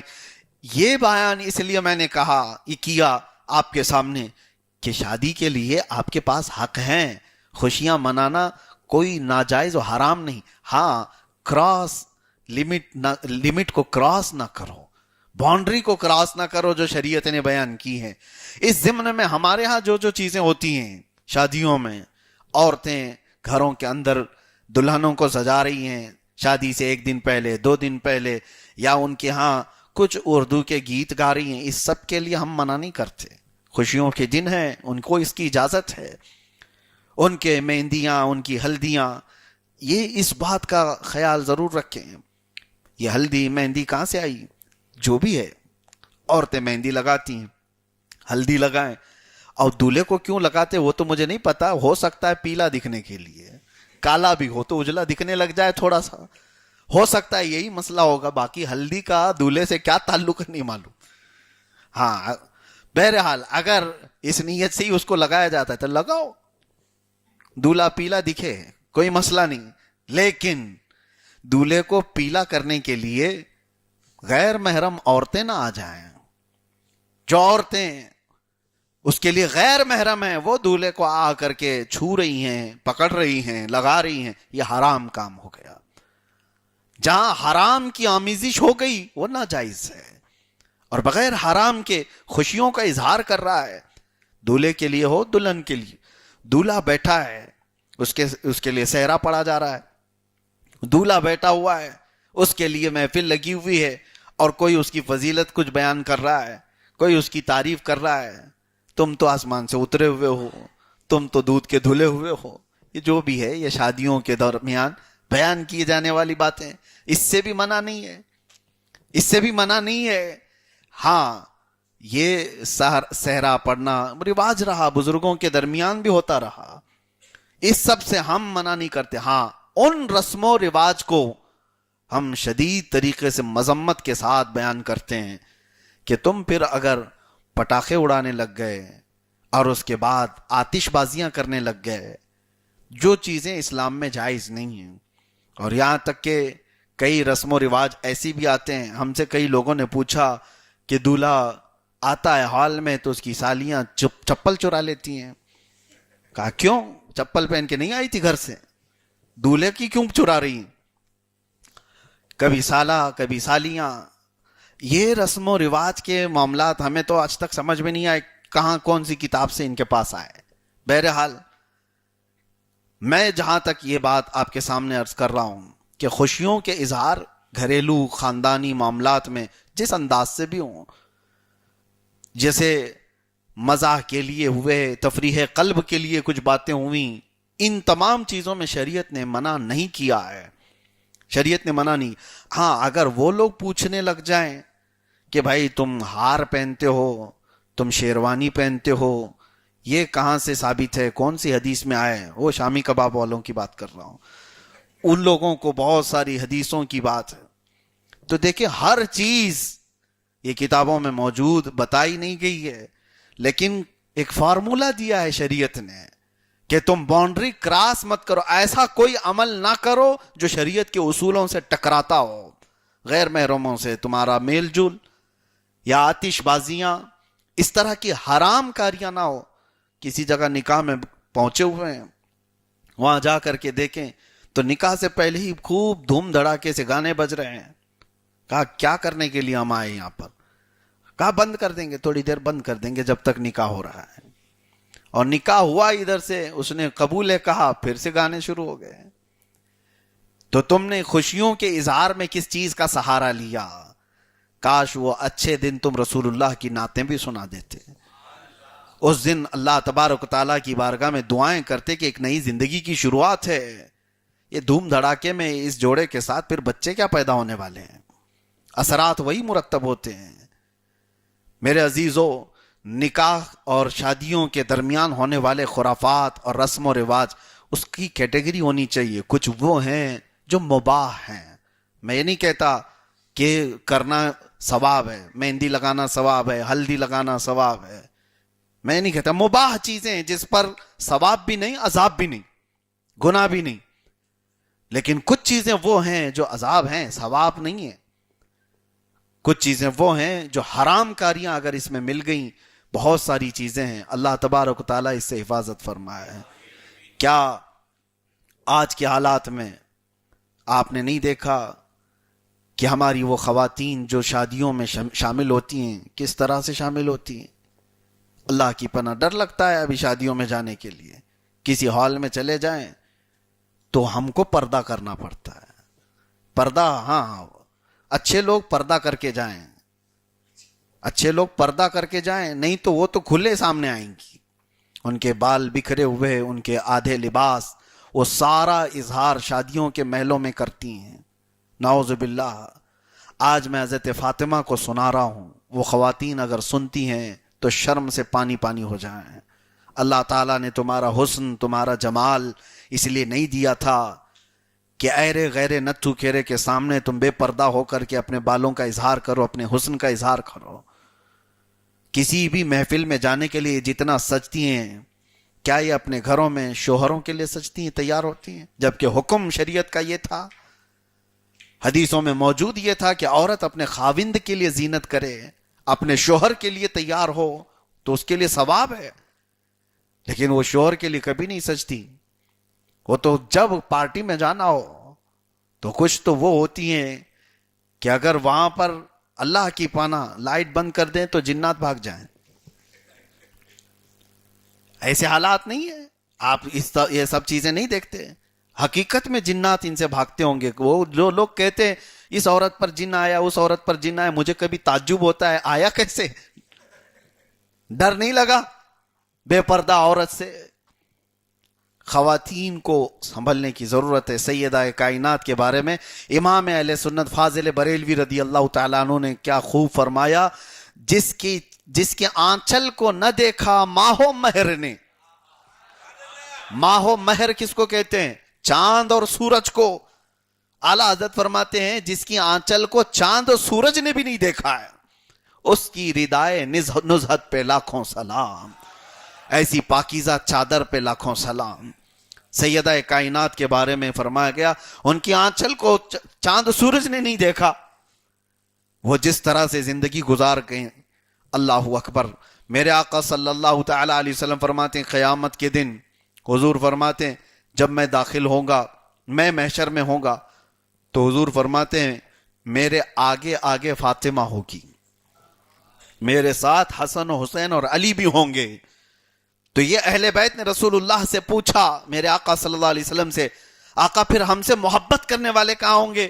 حضور نے فرمایا وہ سب تمہارے پیچھے پیچھے آئیں گے. اہل بیت سے محبت کرنے والے اسی جماعت کے ساتھ جنت میں جا رہے ہوں گے. اور حضرت فاطمہ کے بارے میں حضور صلی اللہ علیہ وسلم فرماتے ہیں ازبا نام کی اونٹنی حضور کی وہ سواری میں حضرت فاطمہ کو دی جائے گی قیامت کے دن. میرے آقا صلی اللہ علیہ وسلم کی حدیث ہے کہ قیامت کے دن سارے انبیاء کرام اپنی اپنی سواریوں پر، جانوروں کی جو سواریاں تھیں وہ محشر کے میدان میں آئیں گے. حضرت صالح علیہ السلام ان کی اونٹنی پر آئیں گے، جو اونٹنی معجزہ تھی. وہ سارے نبی اپنی اپنی سواریوں پر آئیں گے اور نبی پاک صلی اللہ علیہ وسلم فرماتے ہیں میں براق پر سوار ہو کر آؤں گا، اور سوائے نبیوں کے کسی اور کی سواری کا ذکر نہیں ہے. اور حضور فرماتے ہیں صرف اسبا میری اونٹنی پر فاطمہ کو بٹھایا جائے گا، اور جب فاطمہ گزر رہی ہوں گی تو 70,000 حوران جنت ان کے ساتھ ہوگی، اور خواتین بھی ہوں گی، 70,000 خادمائیں ہوں گی. اور میرے آقا فرماتے ہیں جنت سے اچانک ایک فرشتہ ندا دیتا ہے، آواز دیتا ہے یا اہل الجمع یا اہل المحشر غضوا ابصارکم فإن فاطمہ بنت محمد تمر الی الجنہ. اے محشر والو اپنی آنکھیں نیچی کر لو، محمد کی بیٹی فاطمہ جنت کی طرف جا رہی ہے صلی اللہ تعالی علیہ وآلہ وسلم. سیدہ ظاہرہ طیبہ طاہرہ جان احمد کی راحت پہ لاکھوں صلاح. قیامت کے دن بھی ان کا حال یہ ہے کہ ملائکہ حکم دیں گے کہ تم اپنی آنکھیں نیچی کر لو، نظریں جھکا لو کہ رسول اللہ کی بیٹی جنت کی طرف جا رہی ہے. وہ 70,000 کون سی خوش نصیب عورتیں ہوں گی جو حضرت فاطمہ کے ساتھ جا رہی ہوں گی، کیا قسمت والی ہوں گی. میرے آقا صلی اللہ علیہ وسلم نے فرمایا میری امت کی 70,000 عورتیں حضرت فاطمہ کے قافلے میں جنت میں جا رہی ہوں گی. کاش ہر عورت یہ تمنا کرتی اس قافلے میں میرا نام شامل ہو جائے. تو تمنا کہاں کرتی؟ شادی کے محل میں کھڑے ہو کر کے، بال کھلے رکھ کر کے، ننگے کپڑے پہن کر کے، آدھے لباس میں. ارے حضرت فاطمہ کے ساتھ گزرنے کی تمنا ہو، اور اگر اس قافلے میں شریک ہونے کی تمنا رکھتی ہے کوئی خاتون تو اسے چاہیے کہ وہ اپنے حجاب کا پہلے خیال کرے، وہ اپنے پردے کا اہتمام کرے. آج بہت سارے عذابات کی وجہ عورتوں کی بے پردگی ہے. میرے آقا صلی اللہ علیہ وسلم نے فرمایا 3 چیزیں جب تم روئے زمین پر دیکھو، مالدار لوگ بخیل ہو جائیں، علماء بے امانت ہو جائیں، دیانت داری ان کی ختم ہو جائے، اور عورتیں بے حیا ہو جائیں، تو اس زمین سے خیر کو اٹھا لیا جائے گا. اور میرے آقا نے فرمایا جب یہ 3 چیزیں تم دیکھ لو کہ علماء کی امانت ختم ہو جائے، اور مالداروں کی سخاوت ختم ہو جائے، اور عورتوں کی حیا ختم ہو جائے، تو اس زمین کے اوپر رہنے سے زمین کے نیچے جانا بہتر ہے. حضور فرماتے ہیں پھر قبر میں جانا بہتر ہے. آج کے یہ حالات نہیں ہیں، یہ تینوں چیزیں دیکھنے کو مل رہی ہیں، تینوں چیزیں دیکھنے کو مل رہی. خاص طور پر عورتوں کے اندر جو بے پردگی آئی ہے. یہ آج آپ سوچ رہے ہوں گے کہ عورتوں کے بارے میں ہم سے کیوں کہہ رہے ہیں آپ؟ یہاں تو کوئی عورت نہیں بیٹھی، سب تو مرد بیٹھے ہیں. اس جرم میں تم بہت برابر کے شریک ہو. عورتیں بے پردہ خود سے نہیں ہوتی، کچھ ہوتی ہوں گی آوارہ، لیکن اکثر میں ان کے مردوں کی رضا ہے، ان کے مردوں کی خوشی شامل ہے. اللہ کے نبی صلی اللہ تعالی علیہ وسلم منبر پر کھڑے ہو کر کے ارشاد فرماتے ہیں دیوس جہنمی ہے، دیوس جہنمی ہے، دیوس جہنمی ہے. 3 بار میرے آقا نے فرمایا تو صحابہ نے پوچھا یا رسول اللہ صلی اللہ علیہ وسلم یہ دیوس ہے کون؟ حضور فرماتے ہیں جس کی عورت بغیر اس کے ساتھ نہیں، جس کی عورت بے پردہ باہر گھومتی ہے، ایسا مرد بھی جہنم میں جائے گا. عورت کی تو بات الگ ہے، مرد کے بارے میں حضور فرماتے ہیں اور وہ خاموش ہے دیکھ کر کے کہ ہاں بیگم جس طرح سے سجنا ہے سجو، تیار ہو جاؤ. اور یہ تو تمہاری غیرت کے خلاف ہے کہ تم اپنی عورت کا پرچار کرا رہے ہو 4 لوگوں میں. پتہ نہیں کس کی نظریں کیسی ہیں. کسی کی عورت تھوڑی سی جمال والی ہوئی تو اس کو لگتا ہے کہ محفلوں میں کھڑا کرنے کے قابل ہے. کیا وہ سرکس کا شیر ہے؟ کوئی جانور لے کر کے آئے ہو جو لوگوں کے سامنے اظہار کرانا چاہتے ہو؟ عربوں میں تو اتنی غیرت تھی کہ دیور بھابھی کو نہیں دیکھتا تھا، برسوں ہو جاتے تھے، پتہ بھی نہیں رہتا. آج خاندانی معاملات کے اعتبار سے اپنے گھروں کے اندر تو ہے، لیکن یہاں تو مرد حضرات اپنی عورتوں کو اس طرح سے لے کر کے آتے ہیں تاکہ پوری دنیا انہیں دیکھے ایسا آدمی بے غیرت ہے، اس کی مردانگی نہیں ہے، اس کے اندر غیرت ختم ہو گئی ہے. اور غیرت والا مرد یہ چاہتا ہے کہ میری عورت کی طرف کوئی نہ دیکھے. غیرت مند مرد اس کی تمنا یہ رہتی ہے کہ میری عورت کی طرف لوگوں کی نظر نہ جائے. وہ اپنی عورت کو بہت حفاظت کے ساتھ رکھتا ہے. اسی لیے آپ کے سامنے ہم ذکر کر رہے ہیں, آپ بھی جرم کے برابر کے شریک ہیں. جب تیار کر کے لے جا رہے ہو تو کس طرح سے لے کر کے جا رہے ہو یہ بھی دیکھو. قیامت کے دن تم سے بھی سوال ہوگا. وہ کپڑے کیا پہننا چاہتی تھی اور تم کیا پہنا دیے, اور اگر آدھے کپڑے پہننے کے لیے وہ آ گئی تو کہا چلے گا, چلو سب تو پہن کے آ رہی ہیں, تم بھی پہن کے چلو. کچھ مردوں کی یہ بیماری ہے, ان کو یہ لگتا ہے میرے کلیگز ہیں, میرے فرینڈز ہیں, ان سب کی بیویاں تو بالکل فیشنیبل لباس میں ہیں, تم کہاں سے یہ پرانے لباس میں جاؤ گی؟ ہاں دوپٹہ شلوار قمیص یہ کہاں سے, یہ حجاب نقاب ہو. دیکھ میرے فرینڈز کی ساری عورتیں تو ہاف کپڑوں میں آئی ہوئی ہیں, کٹس میں آئی ہوئی ہیں. ہاں یہ ساری چیزیں اس کو بھی یہ احساس ہونے لگتا ہے اور اپنی عورت کو وہ بھی ننگا کر جاتا ہے. اس جرم میں کتنے لوگ شریک ہو گئے انہیں اندازہ بھی نہیں. اسی لیے اے نوجوانوں اپنی غیرت کو بیدار کرو. عورتیں تمہارے پرچار کے لیے نہیں, تمہارے آنکھوں کے سکون کے لیے ہے. اللہ تعالیٰ نے تمہارے آنکھوں کی ٹھنڈک بنایا ہے, تمہاری بیویوں کو, تمہارے گھر کی عورتوں کو. مجھ سے ایک بات آپ کو بتاتا ہوں. جیسے ہی سینٹرل جیل میں لے جایا گیا تھا تو سب سے پہلے مجھ سے انویسٹیگیشن کرنے والے, حالانکہ قانونی طور پر نہیں, جیل کے سپرنٹینڈنٹ نیا وہ آئے ہوئے تھے. 27 سال کی جوانی, IPS, اور خبر تو پھیلی ہوئی تھی کہ کس کو لا رہے ہیں جیل میں. تو مجھے اپنی آفس میں بٹھا کر کے 1.5-2 گھنٹے تک بہت سارے سوالات کیا, اور ان میں سے ایک سوال پر بار بار وہ فوکس کر رہا تھا. مجھے پتا تھا وہ راجستھان سے تعلق رکھنے والا. اس نے کہا کہ آپ دیکھیں اسلام میں اتنا کٹرتا کیوں ہے, عورتوں کو اتنا زیادہ بند کر کے کیوں رکھنا چاہتے ہو آپ؟ کہا ہم کسی بھی عورت کی گردن پر تلوار نہیں رکھتے کہ برقع پہن لے, اللہ کا حکم سناتے ہیں.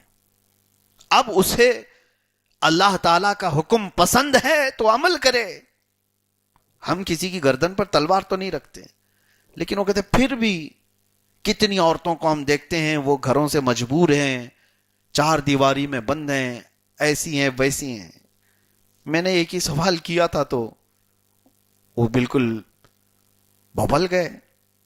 میں نے کہا کہ ٹھیک ہے, ساری عورتوں کی آپ کو فکر ہے, کیا کسی بیچ پر یا کسی ایسی جگہ پر آپ اپنی بیوی یا اپنی بیٹی کو چھوٹے سے کپڑے میں لانا پسند کریں گے؟ کہا ہمارے گھر کی بات چھوڑیے.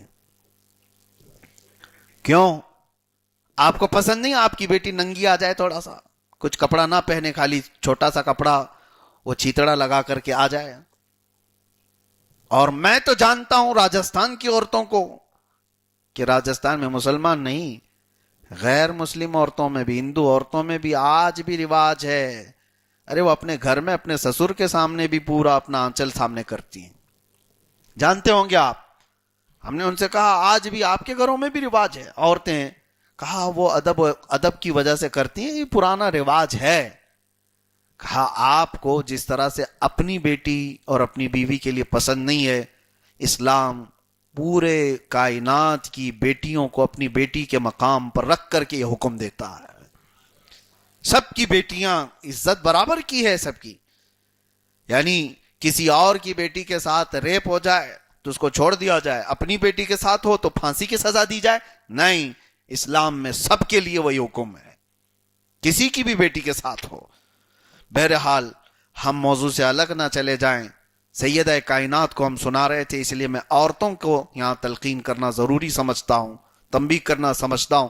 سیدہ فاطمہ الزہرا رضی اللہ تعالیٰ عنہ کی ایک زندگی ہے تو ساری دنیا کے لیے وہ بہترین آئیڈیل ہے, بہترین نمونہ عمل ہے.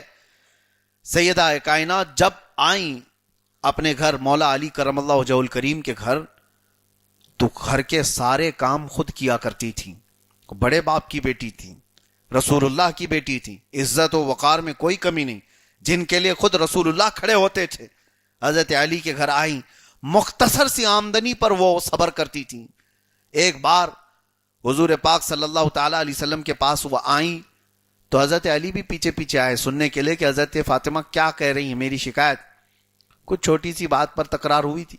تو حضرت فاطمہ نے جب حضرت علی کے بارے میں کہا کہ میری ان سے اس بات پر تکرار ہو گئی یا رسول اللہ صلی اللہ علیہ وسلم، ابا جان میں کیا کروں. حضور پاک صلی اللہ تعالی علیہ وسلم نے حضرت فاطمہ سے یہ کہا، فاطمہ میں یہ نہیں چاہتا کہ کبھی تم علی کو ناراض کرو، اور اللہ تبارک و تعالیٰ تمہیں صبر عطا کرے، اور تم کو اللہ تعالیٰ وہ عطا کرے گا جو وہم و گمان سے زیادہ ہے. یہ کہا حضرت علی پیچھے سے سن رہے تھے.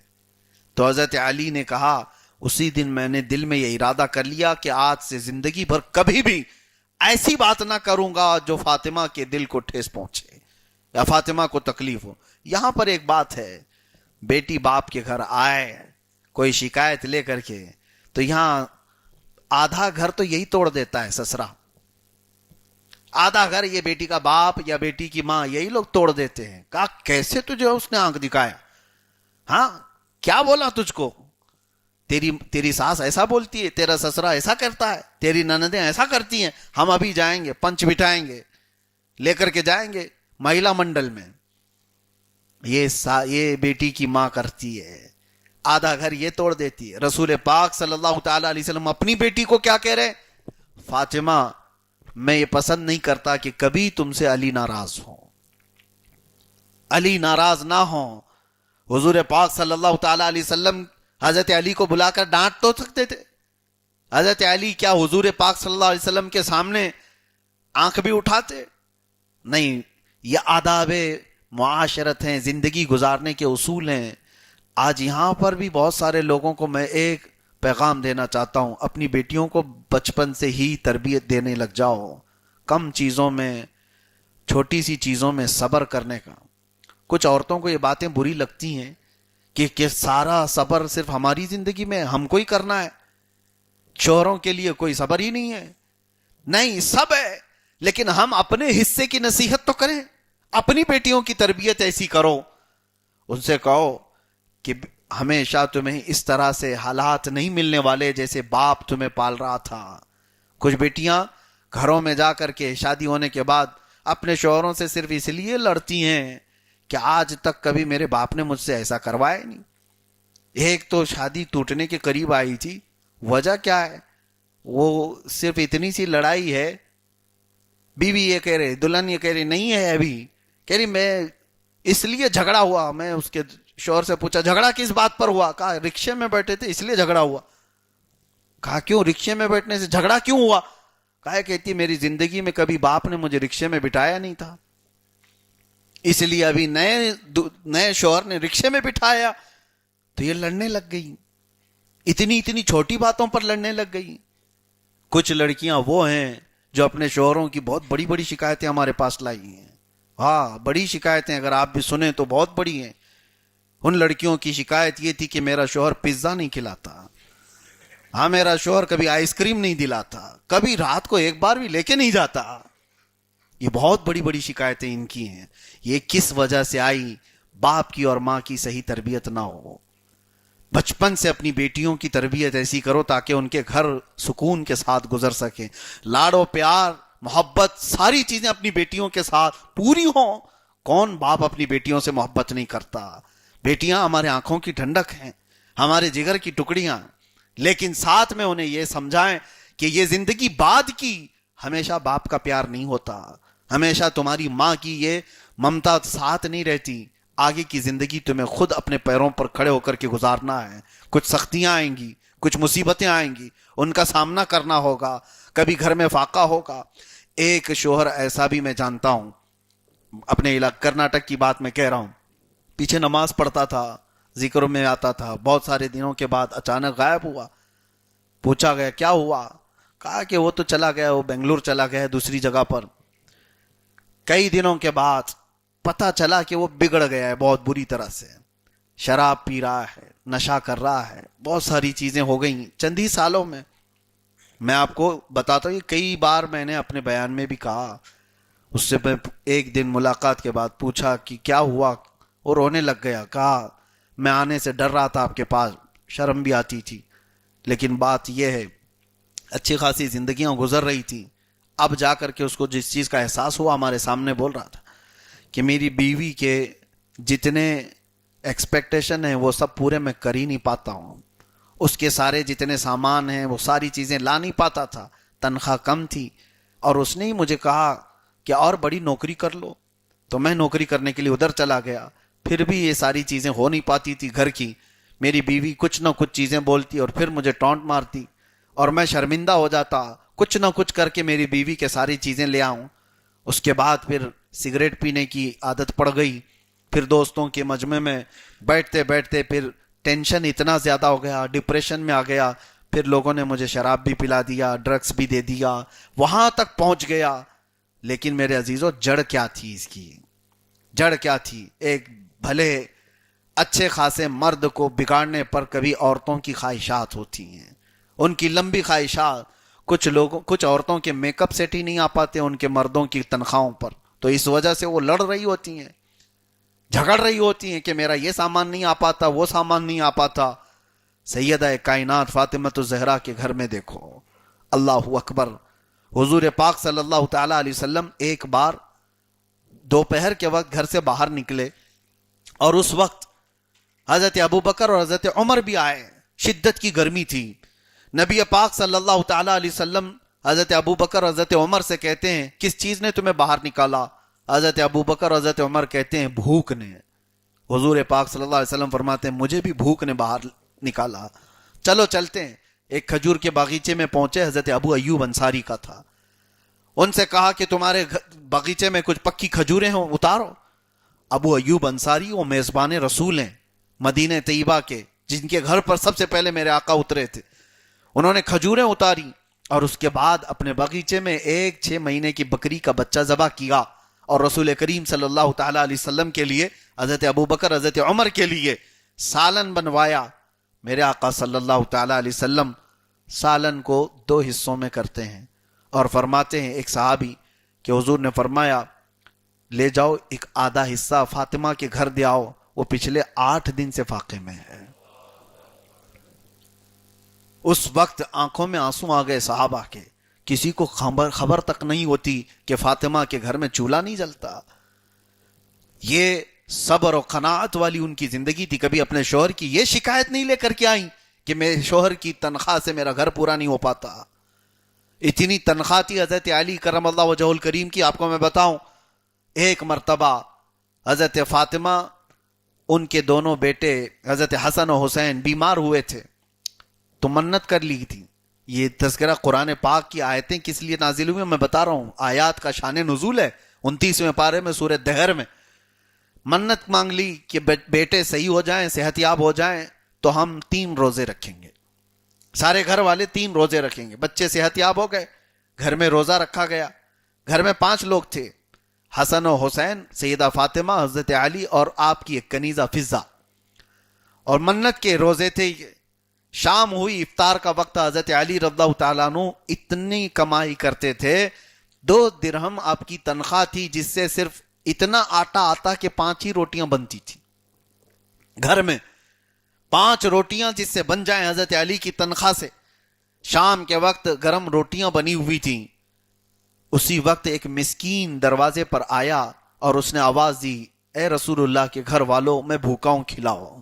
حضرت فاطمہ نے 5 روٹیاں ان کو دے دی۔ ایسا نہیں کہ روزے سے ہیں ہم 4 روٹیاں رکھ لیں، 1 دے دیں، 5 روٹیاں دے دیں۔ اور اس کے بعد دوسرے دن پانی پی کر کے روزہ رکھا۔ حضرت علی اسی حالت میں پھر کام کرنے کے لیے گئے۔ شام کو پھر اپنی تنخواہ لی اور آٹا خریدا اور گھر پر آئے، پھر روٹیاں بنی۔ آج پھر روٹیاں بنی تھی، ایک یتیم بچہ آ کر کھڑا ہو گیا، کہا کہ اے رسول اللہ کے گھر والوں، میں بھوکا ہوں، کھلاؤ۔ پھر 5 روٹیاں اس کو دے دی۔ 2 روزے اسی طرح چلے گئے۔ تیسرا روزہ تھا منت کے، اور پانی سے سحری ہوئی، تیسرا روزہ۔ اور اس کے بعد شام کا وقت، حضرت علی پھر آج اپنی تنخواہ لے آئے، اور اس کے بعد روٹیاں بنی۔ جیل سے چھوٹا ہوا ایک قیدی آ گیا، دروازے پر کھڑے ہو کر اس نے بھی وہی آواز دی اے رسول اللہ کے گھر والوں، میں بھوکا ہوں، مجھے کچھ کھلاؤ۔ حضرت فاطمہ نے وہ 5 روٹیاں دے دی۔ تصور کر سکتے ہو 3 روزے اور بغیر کچھ کھائے ہوئے، صرف پانی پر سحری، پانی پر افطاری. یہاں تک کہ تیسرا دن تھا، حضرت حسنین کریمین کے پیٹ پیٹ سے لگ چکے تھے، وہ طاق میں دبک کر کے بیٹھے تھے دیواروں میں. رسول پاک صلی اللہ تعالی علیہ وسلم گھر میں داخل ہوئے اور اچانک دیکھا، آواز دی تو ان کی آواز نہیں نکل رہی تھی بچوں کی. رسول پاک صلی اللہ تعالی علیہ وسلم نے پوچھا یہ کیا حال ہے؟ تو حضرت فاطمہ نے واقعہ پورا سنایا کہ ہم نے منت کی اور روزے رکھے تھے، اور 3 دن تک کچھ لوگ مانگنے کے لیے آئے اور ہم نے ان کو دے دیا. حضور ابھی یہ سن رہے تھے کہ جبرائیل امین علیہ السلام تشریف لائے ہیں. جبرائیل آئے اور رسول پاک صلی اللہ علیہ وسلم کی بارگاہ میں عرض کرتے ہیں، یا رسول اللہ صلی اللہ علیہ وسلم، اس اہل بیت کے پاس جو پہلے دن مسکین آیا، دوسرے دن یتیم آیا، تیسرے دن ایک قیدی آیا، نہ وہ یتیم تھا، نہ مسکین تھا، نہ قیدی تھا، وہ اللہ کے فرشتے تھے جو اہل بیت کا امتحان لینے آئے تھے. اور آپ کو خوشخبری دینے آیا ہوں کہ اللہ تعالیٰ آپ کے گھر والوں سے راضی ہے. اور اس کے بعد حضرت فاطمہ کو رسول پاک صلی اللہ علیہ وسلم نے خوشخبری دی اور جنت کا دسترخوان ان کے گھر پر اترا. اور قرآن کی یہ آیت آئی، وَيُطْعِمُونَ الطَّعَامَ عَلَى حُبِّهِ مِسْكِينًا وَيَتِيمًا وَأَسِيرًا. یہ وہ لوگ ہیں جو اللہ کی محبت میں کبھی مسکین کو کھلاتے ہیں، کبھی یتیم کو کھلاتے ہیں، اور کبھی قیدی کو کھلاتے ہیں. یہ آیت کسی اور کے لیے نہیں، یہ فاطمہ کے گھرانے کے لیے آئی. وہاں کبھی یہ شکایتیں تو نہیں تھی، نہ حضرت علی لڑ پڑے ان سے کہ فاطمہ کیا کل کا کل اٹھا کے دے دیتی ہو، کچھ تو رکھو. وہ کیسا گھرانہ تھا، حضرت فاطمہ دیتی رہی، حضرت علی کبھی اس پر شکایت نہیں، اعتراض نہیں. انہیں پتا تھا کہ اللہ کی رضا کے لیے اٹھے ہوئے ہاتھ ہیں، رسول اللہ کی بیٹی کا ہاتھ ہے. نہ اسے روکا، نہ شکایت کی کہ کل میں بھوکا کیسے کماؤں، پرسوں 3 دن کیسے کماؤں. حضرت علی نے کبھی حضرت فاطمہ کے اس کام پر سوال نہیں کیا. عزیزان گرامی وقار، یہ وہ گھرانہ ہے جس کے متعلق رسول کریم صلی اللہ تعالی علیہ وسلم فرماتے، ایک مرتبہ ایسا بھی ہوا، حضرت فاطمہ بیٹی ہوئی تھی کہ انصار کی عورتیں آئیں اور کہا ایک فلاں جگہ ایک شادی کی کچھ محفل تھی تو اس میں شریک ہونا ہے، فاطمہ تم بھی آؤ. حضرت فاطمہ ایسی محفلوں میں اکثر جاتی نہیں. حضور پاک صلی اللہ تعالی علیہ وسلم نے فرمایا فاطمہ جاؤ، ان خواتین کے ساتھ جاؤ، شریک ہو جاؤ. حضرت فاطمہ کے پاس جو لباس تھا وہ بوسیدہ لباس تھا، بوسیدہ لباس اس طرح کا تھا کہ جیسے بہت عمدہ کپڑے نہیں تھے. انہوں نے کہا یہی پہن کر کے جاؤں، تو حضرت فاطمہ وہی کپڑے پہن کر کے اس شادی کی محفل میں جہاں گئی، وہاں تو عورتیں بڑے عمدہ کپڑے پہن کر کے آئی تھیں، سب مالدار عورتیں اچھے اچھے کپڑے پہن کر کے آئیں. حضرت فاطمہ اس دعوت سے جلدی واپس آئی اور تھوڑی سی غمگین تھیں. حضور پاک صلی اللہ تعالی علیہ وسلم نے حضرت فاطمہ کو بلایا، پوچھا فاطمہ غمگین کیوں؟ کہا وہاں تو سب عمدہ لباس پہن کے آئے ہوئے تھے اور رسول اللہ کی بیٹی پرانا لباس پہن کر گئی ہوئی تھی، کہیں وہ مجھے ہلکا نہ سمجھ رہے ہوں. میرے آقا صلی اللہ تعالی علیہ وسلم نے فرمایا وہاں کون کون عورتیں تھیں؟ کہا فلاں. حضور نے عورتوں میں سے کچھ کو بلایا، ان عورتوں میں ایک کو پوچھا کیسی تھی دعوت؟ وہ خاتون کہتی ہیں یا رسول اللہ صلی اللہ علیہ وسلم دعوت ایک طرف، چرچے صرف فاطمہ کے لباس کے چل رہے تھے، چرچے صرف فاطمہ کے لباس کے چل رہے تھے. دوسری عورت کہتی ہیں ہمیں اندازہ نہیں تھا کہ فاطمہ اتنا عمدہ لباس پہن کر کے آئی تھی. سب عورتیں یہ کہنے لگی، وہ سب چلی گئی تو حضور مسکرائے. حضرت فاطمہ کہتی یا رسول اللہ میں تو یہ پرانا لباس پہن کے گئی تھی، یہ عورتیں کیسے اس طرح کی باتیں کر رہی ہیں؟ حضور پاک صلی اللہ تعالی علیہ وسلم فرماتے ہیں فاطمہ اللہ نے تیرے جسم کو ایسا بنایا ہے کہ جو اس سے مس ہو جائے وہ دنیا کا سب سے عمدہ کہلاتا ہے. ان کی آنکھوں میں اللہ نے دنیا کا سب سے عمدہ لباس بنا کر کے رکھا ہے، اور اسی لیے حضور نے کیا فرمایا میں نے تمہارا نام ہی فاطمہ رکھا، جو تم سے محبت کرے اس کو اللہ تعالیٰ آگ سے دور کر دیتا ہے. اب سنیے جو اہل بیت کے گھرانے کی سخاوتیں ہیں، اللہ اکبر. اسی لیے ہم بھکاری ہیں اس دربار کے اور اس آستانے کے، میرے آقا صلی اللہ تعالی علیہ وسلم کے اس گھرانے کے، اس لیے کہ ہمیں پتہ ہے وہاں سے کبھی خالی ہاتھ نہیں لوٹتا. اور بہت سارے بزرگوں نے فرمایا، ایک وظیفہ بھی میں آپ کو بتا کر جاتا ہوں، ایک عمل بھی، پھر کسی اور موقع پر اس کا تفصیلی عمل میں بتاؤں گا. ایک نماز بھی ہے اور اس میں دعا بھی ہے، اور اس کا ایصال ثواب حضرت فاطمہ کی روح کو کرو، اور کچھ نہیں، حضرت فاطمہ سے صرف اتنی ریکویسٹ کر کے سو جاؤ، یا سیدہ کائنات میری یہ حاجت ہے، بس رسول اللہ کے پاس اس کو پیش کر دیجیے۔ بزرگوں نے اس کو لکھا ہے، کہا کہ اگر تمہاری حاجت رسول پاک صلی اللہ علیہ وسلم کے پاس حضرت فاطمہ نے پیش کر دی تو مجال ہی نہیں کہ رسول اللہ صلی اللہ تعالی علیہ وسلم کی بارگاہ سے تمہیں اس کی اجابت نہ ملے، ایسا ہو ہی نہیں سکتا۔ حضرت فاطمہ کی کسی بات کو حضور کبھی رد نہیں کرتے۔ بزرگوں نے فرمایا رسول پاک صلی اللہ تعالی علیہ وسلم کی بارگاہ میں صحابہ کرام رضوان اللہ تعالی علیہ مجمعین بھی کبھی کوئی وسیلہ پیش کرتے تو اہل بیت کا پیش کرتے تھے۔ ازواج مطہرات حضور اکرم صلی اللہ تعالی علیہ وسلم سے کبھی کوئی ناراضگی دیکھتے تو حضرت فاطمہ کو بیچ میں کر دیتی تھی۔ حضرت فاطمہ اگر آئیں تو رسول کریم صلی اللہ علیہ وسلم کو راضی کرنا آسان ہو جاتا تھا، آسان ہو جاتا۔ اور آپ نے وہ مشہور روایت یہ بھی پڑھی ہوگی، سنی ہوگی، ایک بار میرے آقا صلی اللہ علیہ وسلم مدینہ طیبہ سے باہر نکل گئے، غار سجدہ ایک جگہ ہے، ایک پہاڑ کی کوہ میں، جہاں حضور پاک اپنا سر رکھ کر کے رو رہے تھے امت کی مغفرت کے لیے۔ اور صحابہ کو جب پتہ چلا تو دھیرے دھیرے وہاں صحابہ پہنچ گئے۔ سب سے پہلے حضرت ابوبکر صدیق اس جگہ پر پہنچے، اور یہ کافی وقت گزر چکا تھا میرے آقا صلی اللہ علیہ وسلم کو مدینے میں نہ دیکھ کر کے۔ حضرت ابوبکر نے ایک چرواہے سے پوچھا تھا کہ یہاں کسی کو تو نے دیکھا ہمارے نبی کو؟ اس چرواہے نے کیا جواب دیا؟ دل کو دہلا دینے والی بات ہے۔ وہ کہتا ہے مجھے پتا نہیں تمہارے نبی کون ہیں، لیکن ہاں اس پہاڑ کے اندر سے ایک آواز آتی ہے جس کی آواز سن کر میری بکریوں نے چارہ کھانا چھوڑ دیا ہے، کوئی بہت درد سے روتا ہے۔ حضرت ابوبکر صدیق سمجھ گئے تھے کہ یہ رسول اللہ صلی اللہ علیہ وسلم کی آواز کے علاوہ کوئی نہیں ہوگی جو اس درد کے ساتھ رو رہا ہو، اور جا کر کے قریب دیکھے تو کس کے لیے رو رہے تھے؟ ہم اسی گنہگار امت کے لیے۔ حضرت ابوبکر صدیق کے بعد کئی صحابہ وہاں آئے، میرے آقا صلی اللہ تعالی علیہ وسلم کو اٹھانے کی کوشش کرتے رہے۔ نبی پاک صلی اللہ تعالی علیہ وسلم نے اپنا سر ہی نہیں اٹھایا۔ اللہ کیا جہنم اب بھی نہ سرد ہوگا، رو رو کے مصطفیٰ نے دریا بہا دیے ہیں۔ پھر اخیر وقت میں سب نے یہی مشورہ کیا کہ اللہ کے نبی صلی اللہ تعالی علیہ وسلم اگر سر اٹھائیں گے تو حضرت فاطمہ کی بات پر اٹھائیں گے۔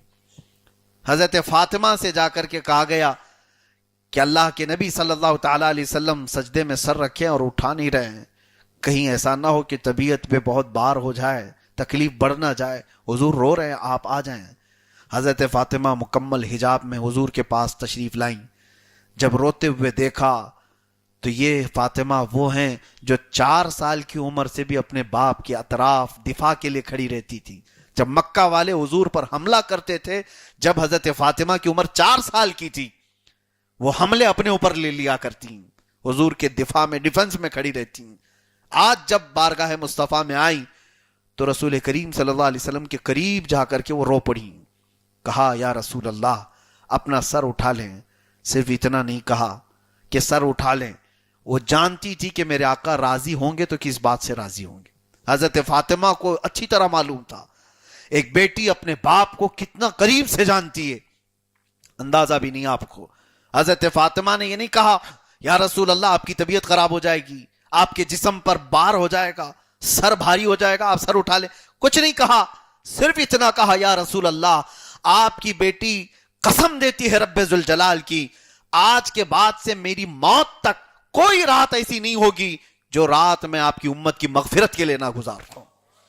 ہر رات آپ کی یہ بیٹی فاطمہ آپ کی امت کی بخشش کی دعا کرے گی۔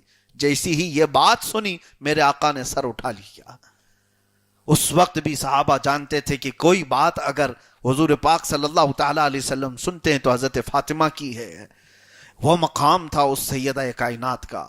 اسی لیے رسول کریم صلی اللہ تعالی علیہ وسلم نے جو فرمایا انما فاطمۃ بضعۃ منی فمن احبها احبنی ومن اغضبها فقد اغضبنی، فاطمہ میرے جگر کا ٹکڑا ہے، جس نے اس سے محبت کیا اس نے مجھ سے محبت کیا، جس نے اسے ایذا دی، جس نے اسے مشقت میں ڈالا اس نے مجھے مشقت میں ڈالا ہے۔ رسول پاک صلی اللہ تعالی علیہ وسلم کی بارگاہ میں ایک مرتبہ ایک شخص ایسا بھی آیا جو بنو سلیم قبیلے کا تھا، وہ آتے ساتھ ہی کہنے لگا آپ جادوگر ہیں، معاذ اللہ رب العالمین۔ حضرت عمر فاروق رضی اللہ تعالیٰ عنہ کھڑے تھے، تلوار نکال لی اور کہا اس کا میں ابھی خاتمہ کرتا ہوں جو گستاخی کیا ہے۔ نبی پاک صلی اللہ علیہ وسلم نے فرمایا عمر رکو۔ اللہ کے نبی صلی اللہ تعالیٰ علیہ وسلم نے اس نئے آنے والے شخص کو آخرت کے متعلق بیان کیا تو چند باتیں حضور نے ایسی بیان کی کہ وہ پشیماں ہو گیا، شرمندہ ہوا اور فوراً حضور کے دست اقدس کو بوسہ دیا اور اسلام قبول کر لیا۔ کہا یا رسول اللہ صلی اللہ تعالیٰ علیہ وسلم مجھے اسلام کے بارے میں بتائیں۔ نبی پاک صلی اللہ تعالیٰ علیہ وسلم نے اس کو اسلام کی تعلیم دی۔ یہ لمبی حدیث ہے۔ پھر حضور نے اعلان فرمایا اپنے آپس میں، اس سے پوچھا میرے آقا صلی اللہ علیہ وسلم نے تمہارے پاس کیا ہے؟ اس شخص نے کہا میں اپنے قبیلے بنو سلیم کا سب سے غریب آدمی ہوں، میرے پاس کچھ نہیں۔ حضور پاک صلی اللہ علیہ وسلم نے فرمایا کوئی ہے یہاں پر جو اس کے پہننے کا انتظام کرے؟ تو ایک صحابی رسول کھڑے ہوئے اور انہوں نے کہا اس کے کپڑے کا انتظام میری طرف سے۔ حضور نے فرمایا کوئی ہے جو اس کو سواری دے؟ حضرت سعد ابن عبادہ مدینے کے انصار صحابی تھے، کہا یا رسول اللہ میری ایک اونٹنی ہے، میں نے اس کو دے دیا۔ صحابہ سب آپس میں اس طرح سے شیر و شکر تھے کہ ایک دوسرے پر جانثاری۔ اس کے بعد حضور پاک صلی اللہ علیہ وسلم نے حضرت سلمان فارسی کو بلایا اور کہا کہ سلمان جاؤ اس کے کھانے کا انتظام کرو۔ حضرت سلمان فارسی کہتے ہیں اب جو بات کہنی ہے وہ یہ، مدینے میں مسجد نبوی کے آس پاس جتنے لوگوں کے گھر تھے سب کے پاس گیا، کسی کے گھر میں کوئی اتنا کھانا نہیں تھا کہ وہ آئے ہوئے شخص کو کھلائے۔ حضرت سلمان فارسی کہتے ہیں پھر اخیر میں ایک ہی گھر تھا، وہ حضرت فاطمہ کا۔ میں وہاں گیا اور باہر کھڑے ہو کر کے کہا، پورا واقعہ سنایا، ایسا ایسا ایک شخص آیا حضور پاک صلی اللہ علیہ وسلم کی بارگاہ میں اور اس کے کھانے کے انتظام کے لیے مجھے رسول اللہ نے بھیجا، کہیں کھانا ہے نہیں مدینے میں آپ کے گھر آ گیا ہوں۔ حضرت فاطمہ نے کہا سلمان میرے گھر میں پچھلے 3 دن سے فاقہ ہے، لیکن ایسا نہیں ہے کہ اس کے کھانے کا انتظام نہ ہو۔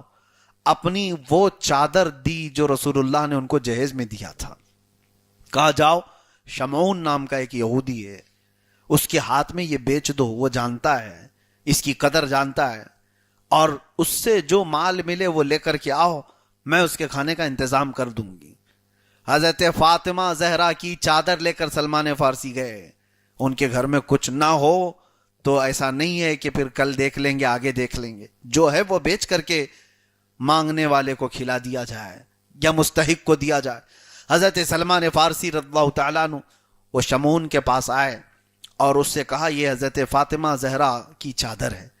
اس نے دیکھتے ہی پہچان لیا اور اس کے بعد رو پڑا اور کہا یہی وہ چادر ہے جس کا ذکر ہم نے آسمانی کتابوں میں پڑھا، اور یہ وہ چادر کے بارے میں نے سن رکھا تھا اپنے بزرگ علماء سے کہ یہ بنت رسول اللہ کی چادر ہے۔ اور اس کے بعد کہا کہ اس چادر کی عظمت تم نہیں جانتے۔ وہ شمعون کہنے لگا اور اس کے بعد سنا روایات میں کہ وہ ایمان لے آیا، یہودیت سے اسلام میں آ گیا، اور جو کا آٹا یا جو کچھ اس کے پاس تھا وہ سب لے کر کے حضرت سلمان فارسی کے پاس دیا، چادر بھی بھیج دیا۔ اور اس کے بعد جب وہ جو کا آٹا لے کر کے آئے، اب سنی، حضرت سلمان فارسی لا کر حضرت فاطمہ کو دیتے ہیں، کہتے ہیں آپ کی چادر کے بدلے یہ ملا۔ اس کے بعد جب حضرت فاطمہ کے پاس آیا وہ مال، آٹا یا جو کچھ بھی تھا، وہ سب کا سب پکا کر کے حضرت فاطمہ نے حضرت سلمان فارسی کے ہاتھ میں دیا، کہا جاؤ مہمان رسول کو بھوکا رہنے نہ دینا، رسول اللہ کا مہمان ہے اسے کھلاؤ۔ حضرت سلمان فارسی وہ لیتے ہیں اور پلٹ کر کے کہتے ہیں آپ کے گھر میں بھی تو کچھ رکھ لو، آپ کا ہے کھانا، آپ کی ہیں روٹیاں، آپ بھی تو کچھ رکھ لو۔ حضرت فاطمہ کہتی ہیں ہمارا اللہ مالک ہے، جو آیا ہوا ہے اس کو پہلے کھلا دو۔ یہ لجپال گھرانہ تھا میرے آقا صلی اللہ علیہ وسلم کا، اور اتنا سخی گھرانہ تھا، کبھی اپنے پیٹ کو بھرنے کی کوشش نہیں کی۔ اس کے بعد جب یہ بات آئی میرے آقا صلی اللہ تعالی علیہ وسلم کی بارگاہ میں، پھر وہی فضیلت نازل ہوئی جبرائیل امین کی طرف سے کہ اللہ آپ کی بیٹی سے راضی ہوا۔ عزیزان گرامی وقار، ایک بات اور میں کہتا ہوں، فاطمہ زہرا رضی اللہ تعالیٰ عنہا سلام اللہ علیہا، ان کے مناقب بیان کرتے کرتے آپ پوری رات سنیں گے۔ میں نے وہ پوری حدیثیں آپ کے سامنے رکھی نہیں، جو بخاری کی ہیں، مسلم کی ہیں، ترمذی کی ہیں، ابو داؤد کی ہیں. اتنی حدیثیں ہیں جو حضرت فاطمہ زہرا رضی اللہ تعالیٰ عنہ کے متعلق آئی ہوئی ہیں. نبی پاک صلی اللہ تعالیٰ علیہ وسلم نے ان کے مقام اور ان کے شان کو کس طرح بیان کیا. یہ محفل شیعوں کی محفل نہیں ہے. کوئی اگر یہ سمجھ رہا ہے کہ جہاں زہرا کی بات کی جاتی ہو وہ صرف شیعوں کی محفل، ہرگز نہیں. سنیوں کا سب سے بڑا حق ہے زہرا کا ذکر کرنے کا، اور ہم تو اس وسیلے سے دعائیں کرتے ہیں، مناقب ہم بیان کرتے ہیں، فضائل ہم بیان کرتے ہیں. عزیزان گرامی وقارہ، سیدہ کائنات فاطمہ الزہرا رضی اللہ تعالیٰ عنہ کے گھر کی ایک بڑی اور بات آپ کو سناتا ہوں. ایک بار سنا حضرت عثمان غنی نے حضور پاک صلی اللہ علیہ وسلم کو اپنے گھر میں دعوت میں بلایا. کہا یا رسول اللہ صلی اللہ تعالیٰ علیہ وسلم آپ میرے گھر تشریف لائیں، صحابہ بھی آپ کے ساتھ ہیں. حضرت عثمان کون ہیں؟ ارے غنی ہیں، مدینے کے رئیس ہیں، مالدار ہیں.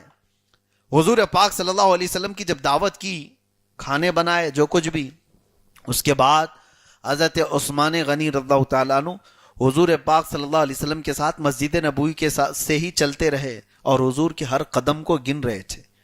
اور جیسے حضرت عثمان کے گھر تک پہنچے، حضور نے پوچھا عثمان یہ میرے قدم کیوں گن رہے ہو؟ کہا یا رسول اللہ صلی اللہ علیہ وسلم آپ نے اعزاز بخشا میرے گھر کو، آج تمنا یہ ہے کہ آپ کے ہر قدم کے بدلے ایک غلام آزاد کروں. ایک غلام آزاد کرنا آسان بات نہیں. آج کے زمانے کے تقریباً یوں سمجھ لو کہ 50 لاکھ روپے دے دینا، 1 کروڑ دے دینا، بڑی قیمت ہوا کرتی تھی غلاموں کی. اور حضرت عثمان غنی رضی اللہ تعالیٰ عنہ کہتے ہیں یا رسول اللہ آپ کے ہر قدم پر ایک غلام آزاد کرنے کی نیت ہے. اور اتنی بڑی بات تھی، لٹائیں. یہی تو بات کہتے ہیں کچھ لوگوں کو تو عثمانی ہونا چاہیے. میلاد میں اگر ہم لٹاتے ہیں تو یہ عثمان غنی کی بات ہے. کہیں یہ تو نہیں کہ حضرت عثمان سے پوچھو کہاں ہے قرآن میں، کہاں ہے حدیث میں کہ رسول اللہ جتنے قدم رکھیں اتنے غلام آزاد کرو.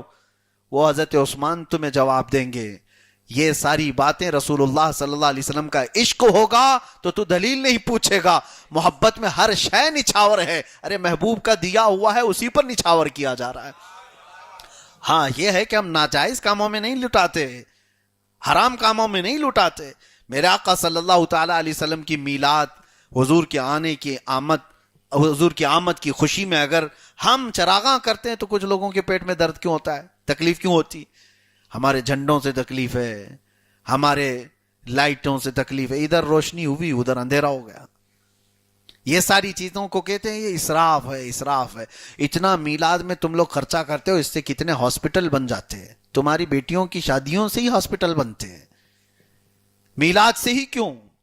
عزیزان گرامی وقار، حضرت عثمان غنی رضی اللہ تعالیٰ عنہ غلام اتنے آزاد کر دیے، دعوت بھی ہو گئی. حضرت علی رات کو گھر میں آئے، غمگین تھے. حضرت فاطمہ نے پوچھا میرے رفیق حیات غم کی وجہ کیا ہے؟ کہا آج میرے بھائی عثمان نے ایسی شاندار دعوت کی کہ رسول اللہ صلی اللہ علیہ وسلم کے ساتھ صحابہ بھی آئے اور وہ قدم گن رہے تھے حضور کے، اور ہر قدم کے بدلے انہوں نے ایک ایک غلام آزاد کیا.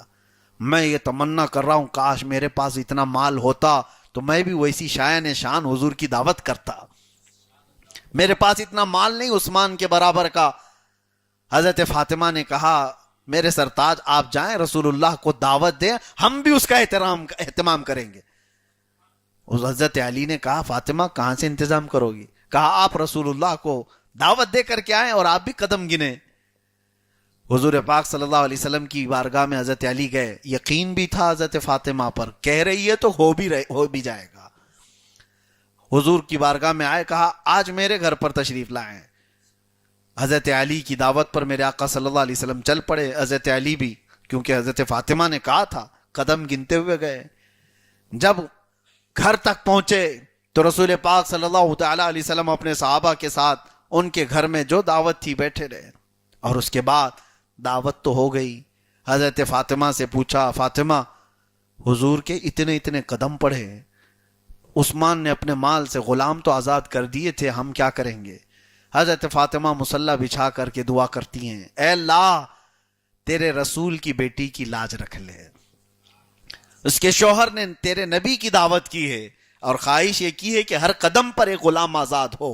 اے مولا تو اس خواہش کا اور میری اس تمنا کی لاج رکھ لے، بھرم رکھ لے۔ رسول پاک صلی اللہ تعالیٰ علیہ وسلم گھر میں بیٹھے تھے، اسی وقت جبرائیل امین تشریف لائے اور کہا اللہ آپ کو سلام پیش کرتا ہے یا رسول اللہ، آپ کی بیٹی کی دعائیں اللہ تعالیٰ کی بارگاہ میں پہنچیں اور رب نے حکم فرمایا آج آپ کے گھر، علی کے گھر تک جتنے قدم پہنچے ہیں، پڑے ہیں، ہر قدم کے بدلے اللہ نے 100 جہنمیوں کو آزاد کر دیا ہے۔ یہاں غلام آزاد ہوئے، ان کی دعوت میں جہنم سے آزاد ہوئے۔ وہ اہل بیت کا گھرانہ ہے، ان کے گھرانے کی تمنائیں اللہ تعالیٰ پوری فرماتا ہے۔ جب وہ خواہش کر لیں تو اللہ اس کو پوری کر دیتا ہے۔ قرآن میں اس کا ذکر ہے لَهُمْ مَا يَشَاءُونَ فِيهَا وَلَدَيْنَا مَزِيدٌ، یہ جو چاہ لیں اللہ کے پاس وہ سب ہے، بلکہ اللہ فرماتا اس سے زیادہ ہمارے پاس ہے۔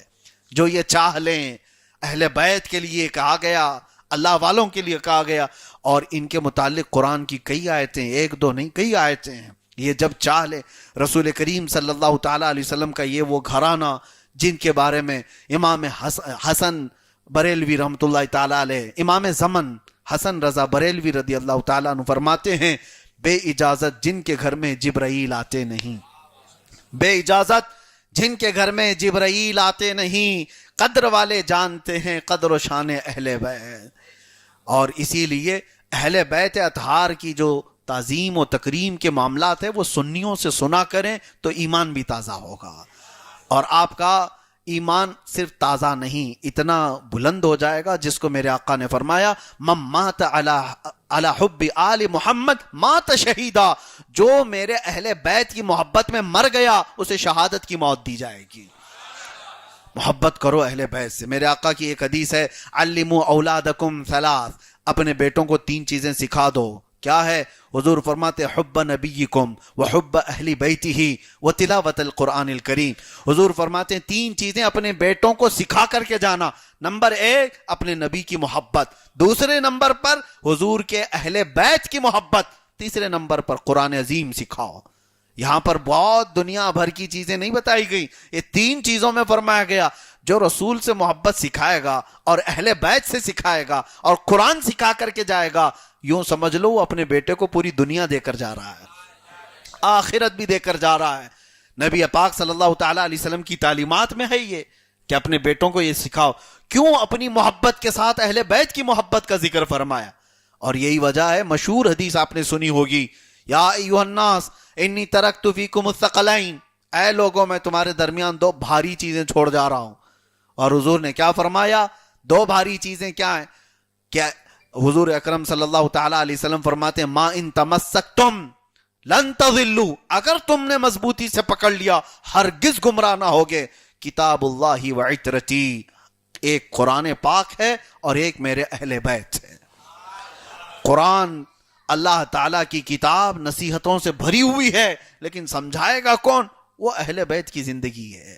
اسی لیے ایک آیت اگر میں پڑھ دوں، یا ایھا الذین آمنوا استعینوا بالصبر والصلاۃ، اے ایمان والو صبر سے اور نماز سے مدد چاہو، مدد صبر سے اور نماز سے۔ اس آیت کی تشریح کون کر کے دکھائے کہ صبر سے مدد کیسے مانگی جائے، نماز سے مدد کیسی مانگی جائے؟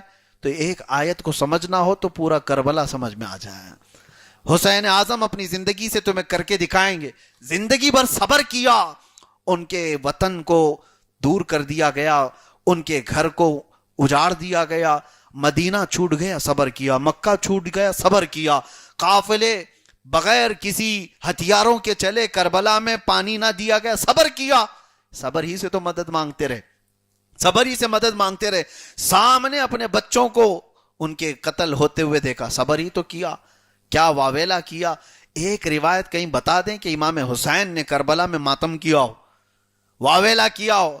ارے ان سے محبت کرنے والے وہ بھی کہتے ہیں کہ وہ جو جواں بیٹوں کی میت پہ نہ رویا وہ حسین، وہ اپنے بیٹوں کی لاشوں کو اٹھاتے لائے۔ وہ کبھی کوئی روایت نہیں بیان کی جا سکتی کہ امام حسین واویلا کر رہے تھے، ماتم کر رہے تھے کربلا میں، نہیں، ان کی شجاعت اور ان کی صبر۔ اور اخیر میں دنیا نے دیکھا کہ امام حسین لڑتے لڑتے کس حالت میں شہید ہوئے؟ نماز کی حالت میں۔ زندگی حسین کی بتاتی ہے صبر سے شروع کرو، نماز پہ ختم کرو. یہی آیت کا مصداق ہے. قرآن نے کہا یا ایھا الذین آمنوا استعینوا بالصبر والصلاۃ، اے ایمان والو صبر سے مدد مانگو اور نماز سے مدد مانگو. کر کے دکھایا تو اہل بیت نے دکھایا ہے، ایک بھی نہیں. اہل بیت کی زندگیاں اس کی شاہد ہیں. بہرحال سیدہ کائنات فاطمہ الزہرا سلام اللہ علیہا کی بارگاہ میں آج ہم نے نذرانِ عقیدت پیش کیا ہے، اپنی محبتوں کے عقیدت کے گلہا پیش کیے ہیں، اور صرف اس نیت سے کہ اللہ تعالیٰ قبول فرمائے. وہ محفل خوشبو والی ہوتی ہے جس محفل میں حضرت فاطمہ کا ذکر ہوتا ہے. یہاں تک کہ میں نے ذکر کیا حضرت فاطمہ رضی اللہ تعالیٰ عنہ کی پیدائش کا اور ان کی جوانی کا اور ان کی شادی کا بھی ذکر آپ نے سن لیا. حضور کی بعثت کے 5 سال بعد حضرت فاطمہ کی ولادت ہوئی، یعنی اعلان نبوت کے 5 سال بعد، اور ہجرت کر کے آئیں تب اس وقت 8 یا 9 سال کی عمر تھی. اور جب مدینہ طیبہ میں 2 ہجری ہوئی تو حضرت علی سے نکاح ہو گیا. حضرت علی سے نکاح کے بعد حضرت فاطمہ کے بطن سے، آپ کے پیٹ سے 4 بچے ہوئے، ایک امام حسن اور ایک امام حسین، اور 2 بیٹیاں، ایک سیدہ زینب ایک سیدہ ام کلثوم. 4 اولاد حضرت فاطمہ کے بطن سے پیدا ہوئیں، اور 2 تو وہ ہیں حضرت امام حسن اور امام حسین جن کا نام خود رسول اللہ نے رکھا، اور حضرت زینب اور ام کلثوم 2 بیٹیاں. اس زندگی کے بعد ایک اور حدیث میں آپ کو سنا دوں. حضور پاک صلی اللہ علیہ وسلم ایک دن ممبر پر کھڑے ہو کر کے فرماتے ہیں کہ کئی قبیلوں کے لوگوں نے یہ مجھ سے اجازت مانگی کہ ہم اپنی بیٹیاں علی سے بیاہ کرنا چاہتے ہیں، علی سے ہماری بیٹیوں کا نکاح کرنا چاہتے ہیں. حضور فرماتے ہیں میں نے ان کو منع کر دیا، پھر منع کر دیا، پھر منع کر دیا. 3 بار حضور نے فرمایا جب تک فاطمہ علی کے نکاح میں ہے علی کو دوسرا نکاح کرنا ہی حرام ہے. صرف شریعت میں ایکسیپشن ہے، یہ صرف حضرت علی کے لیے تھا. دوسرا نکاح کر سکتا ہے ہر آدمی، 4 تک کر سکتا ہے نا اجازت. 4 تک کی اجازت ہر مسلمان کو دی گئی ہے. اب بس اتنا ہی جملہ اٹھا لیں گے اب یہ لوگ. ہاں دیکھو ان کے یہاں مولانا صاحب 4 والے لوگ ہیں یہ. ارے سب کے گھروں میں جا کر کے دیکھو 4 والے 4، یہ پروپیگنڈا نہیں ہے. ہمارے ہاں اجازت ہے، دروازہ رکھا گیا ہے. ہاں ہمارے یہاں سے نکلنے کے لیے 4 دروازے ہیں، ضروری نہیں کہ ہر دروازے میں سے داخل ہو جاؤ، ہر دروازے سے باہر نکلو. ایک دروازہ کھلا ہے اسی کا استعمال کرو، جب وہ ٹوٹ جائے تو دوسرا دیکھیں، جب وہ بکھر جائے کچھ ہو جائے تو دوسرا دیکھیں. شریعت نے 4 کی اجازت دی ہے، لیکن حضرت علی کے لیے ایکسیپشن تھا، حکم تھا کہ جب تک حضرت فاطمہ ان کے نکاح میں کوئی دوسری عورت سے نکاح ان کے لیے جائز نہیں تھا. یہ ان کا خاصہ تھا. نبی پاک صلی اللہ تعالیٰ علیہ وسلم نے ان کے لیے خاص حکم دیا تھا. اور کیوں؟ فرماتے ہیں جو فاطمہ کو ناراض کرے وہ مجھے ناراض کرتا ہے، جو فاطمہ کو تکلیف دے وہ مجھے تکلیف دیتا ہے. پھر ان 4 اولاد کے ساتھ ایک بار حضرت ام ایمن حضور پاک صلی اللہ تعالیٰ علیہ وسلم کی یہ دودھ پلانے والی ماں بھی ہیں. حضرت ام ایمن جو حضور کے والد کی باندی تھی، وہ کہتی ہیں ایک بار میں رمضان کے مہینے میں دوپہر کا وقت تھا، شدت کی گرمی تھی، فاطمہ کے گھر پر گئی تو دیکھا تو وہ تو چارپائی پر سوئی ہوئی تھی، وہاں پر اندر گھر میں سوئی ہوئی تھی. دروازہ کھلا ہوا تھا لیکن چکی پیسنے کی آواز آ رہی تھی، آٹا کوئی پیس رہا ہے. تو میں اندر گئی، دیکھا فاطمہ تو سو رہی ہیں اور آٹا پیسا جا رہا ہے، خود ہی چکی پیس رہی ہے. تو حضرت ام ایمن کہتی ہے میں ڈر کے بھاگ کر باہر آ گئی. کہا فاطمہ کے گھر میں یہ چکی خود بخود چل رہی ہے. تو حضور پاک صلی اللہ علیہ وسلم کے پاس آ کر ام ایمن کہتی ہیں یا رسول اللہ میں نے فاطمہ کے گھر میں عجیب و غریب چیز دیکھی. کہا کیا دیکھا؟ فاطمہ سو رہی ہیں اور ان کے گھر میں چکی پس رہی ہے، آٹا پس رہا ہے. تو حضور پاک صلی اللہ تعالیٰ علیہ وسلم مسکرائے اور پھر فرمایا اللہ نے مجھے بتایا کہ فاطمہ روزے سے تھکی ہوئی ہیں، اللہ نے فرشتوں کو بھیجا ان کے گھر کا آٹا پیسنے کے لیے. ان کے گھر کے کام ملائکہ کر رہے ہیں. یہ وہ گھرانہ ہے. اور بچے حسنین کریمین کبھی اگر گھر سے دور چلے جاتے. ایک بار حضرت فاطمہ بے قرار ہو کر حضور کی بارگاہ میں آئی اور کہا کہ بچے دکھ نہیں رہے. حضور خود ڈھونڈنے کے لیے گئے تو ایک درخت کے نیچے سوئے ہوئے تھے 2 بچے حسن و حسین. اور حضور فرماتے ہیں جبرائیل ان کے اوپر اپنے پروں سے سایہ کیے ہوئے کھڑے تھے. اس گھرانے کی کیا بات کریں، رسول اللہ صلی اللہ تعالی علیہ وسلم کا عظیم گھرانہ. اور آج بھی آپ جائیں گے حضور کے روزے پر حاضری دینے کے لیے، جو جالیاں ہیں نا، جو جالیاں ہیں سامنے کی طرف سے حضور کو سلام پیش کر کے آپ نکلتے ہیں، لیکن پیچھے والا حصہ جہاں اصحاب صفہ کا چبوترا تھا، وہ جالیوں کے اندر حضرت فاطمہ کا گھر آ چکا ہے. یہ جتنی جالیاں ہیں اسی کے اندر حضرت فاطمہ رضی اللہ تعالیٰ عنہ کا گھر بھی آ گیا. وہ ایک ہی گھر تھا حضرت علی کا، جس گھر کے متعلق حکم یہ تھا کہ آپ نے یہ تو سن لیا کہ حضرت علی کو دوسرے کسی عورت سے نکاح کرنا جائز نہیں، لیکن ان کے لیے ایک ایکسیپشن اور بھی تھا کہ مسجد میں کوئی بھی جنابت کی حالت میں، ناپاکی کی حالت میں قدم بھی نہیں رکھ سکتا. ہمارے لیے بھی حکم یہی ہے، ناپاک ہیں آپ پر غسل واجب ہے تو مسجد میں قدم رکھنا حرام ہے، لیکن حضور پاک صلی اللہ علیہ وسلم نے حضرت علی سے کہا تھا یہ جنابت کی حالت میں بھی مسجد میں جا سکتے ہیں، صرف ان کے لیے. قرآن نے ان کی تطہیر بیان کر دی ہے، اللہ تعالیٰ ان کو پاک کر دیا ہے. تو یہ گھرانہ حضور پاک صلی اللہ علیہ وسلم کے گھرانے سے بالکل متصل تھا، بالکل لگا ہوا تھا. اب آخری بات ام المومنین عائشہ صدیقہ سے سنتے ہیں. حضرت عائشہ کہتی ہیں جب حضرت فاطمہ آتی تھیں تو ان کے چلنے کا انداز ہو بہو رسول اللہ کی طرح تھا. ہم دیکھتے تھے کہ حضور جیسا چلتے تھے حضرت فاطمہ ہو بہو ویسی ہی چلتی تھیں. وہ آئیں، حضور پاک صلی اللہ تعالیٰ علیہ وسلم کا یہ آخری مرض تھا، یعنی آخری علالت بیماری کی حالت میں. اس وقت حضرت فاطمہ قریب آئیں بستر کے پاس.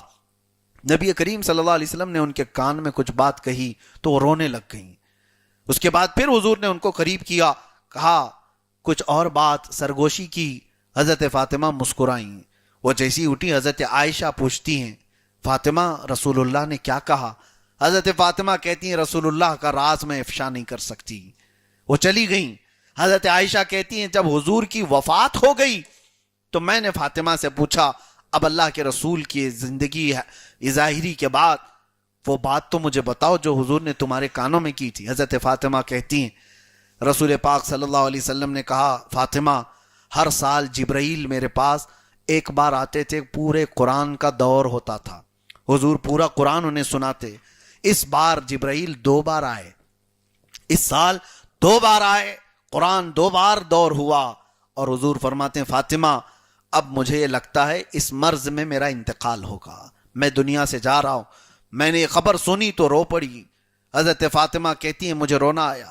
اس کے بعد رسول اللہ صلی اللہ علیہ وسلم نے مجھے قریب کیا اور کہا فاطمہ غم نہ کر، کیا میں تجھے ایک اچھی خبر دوں؟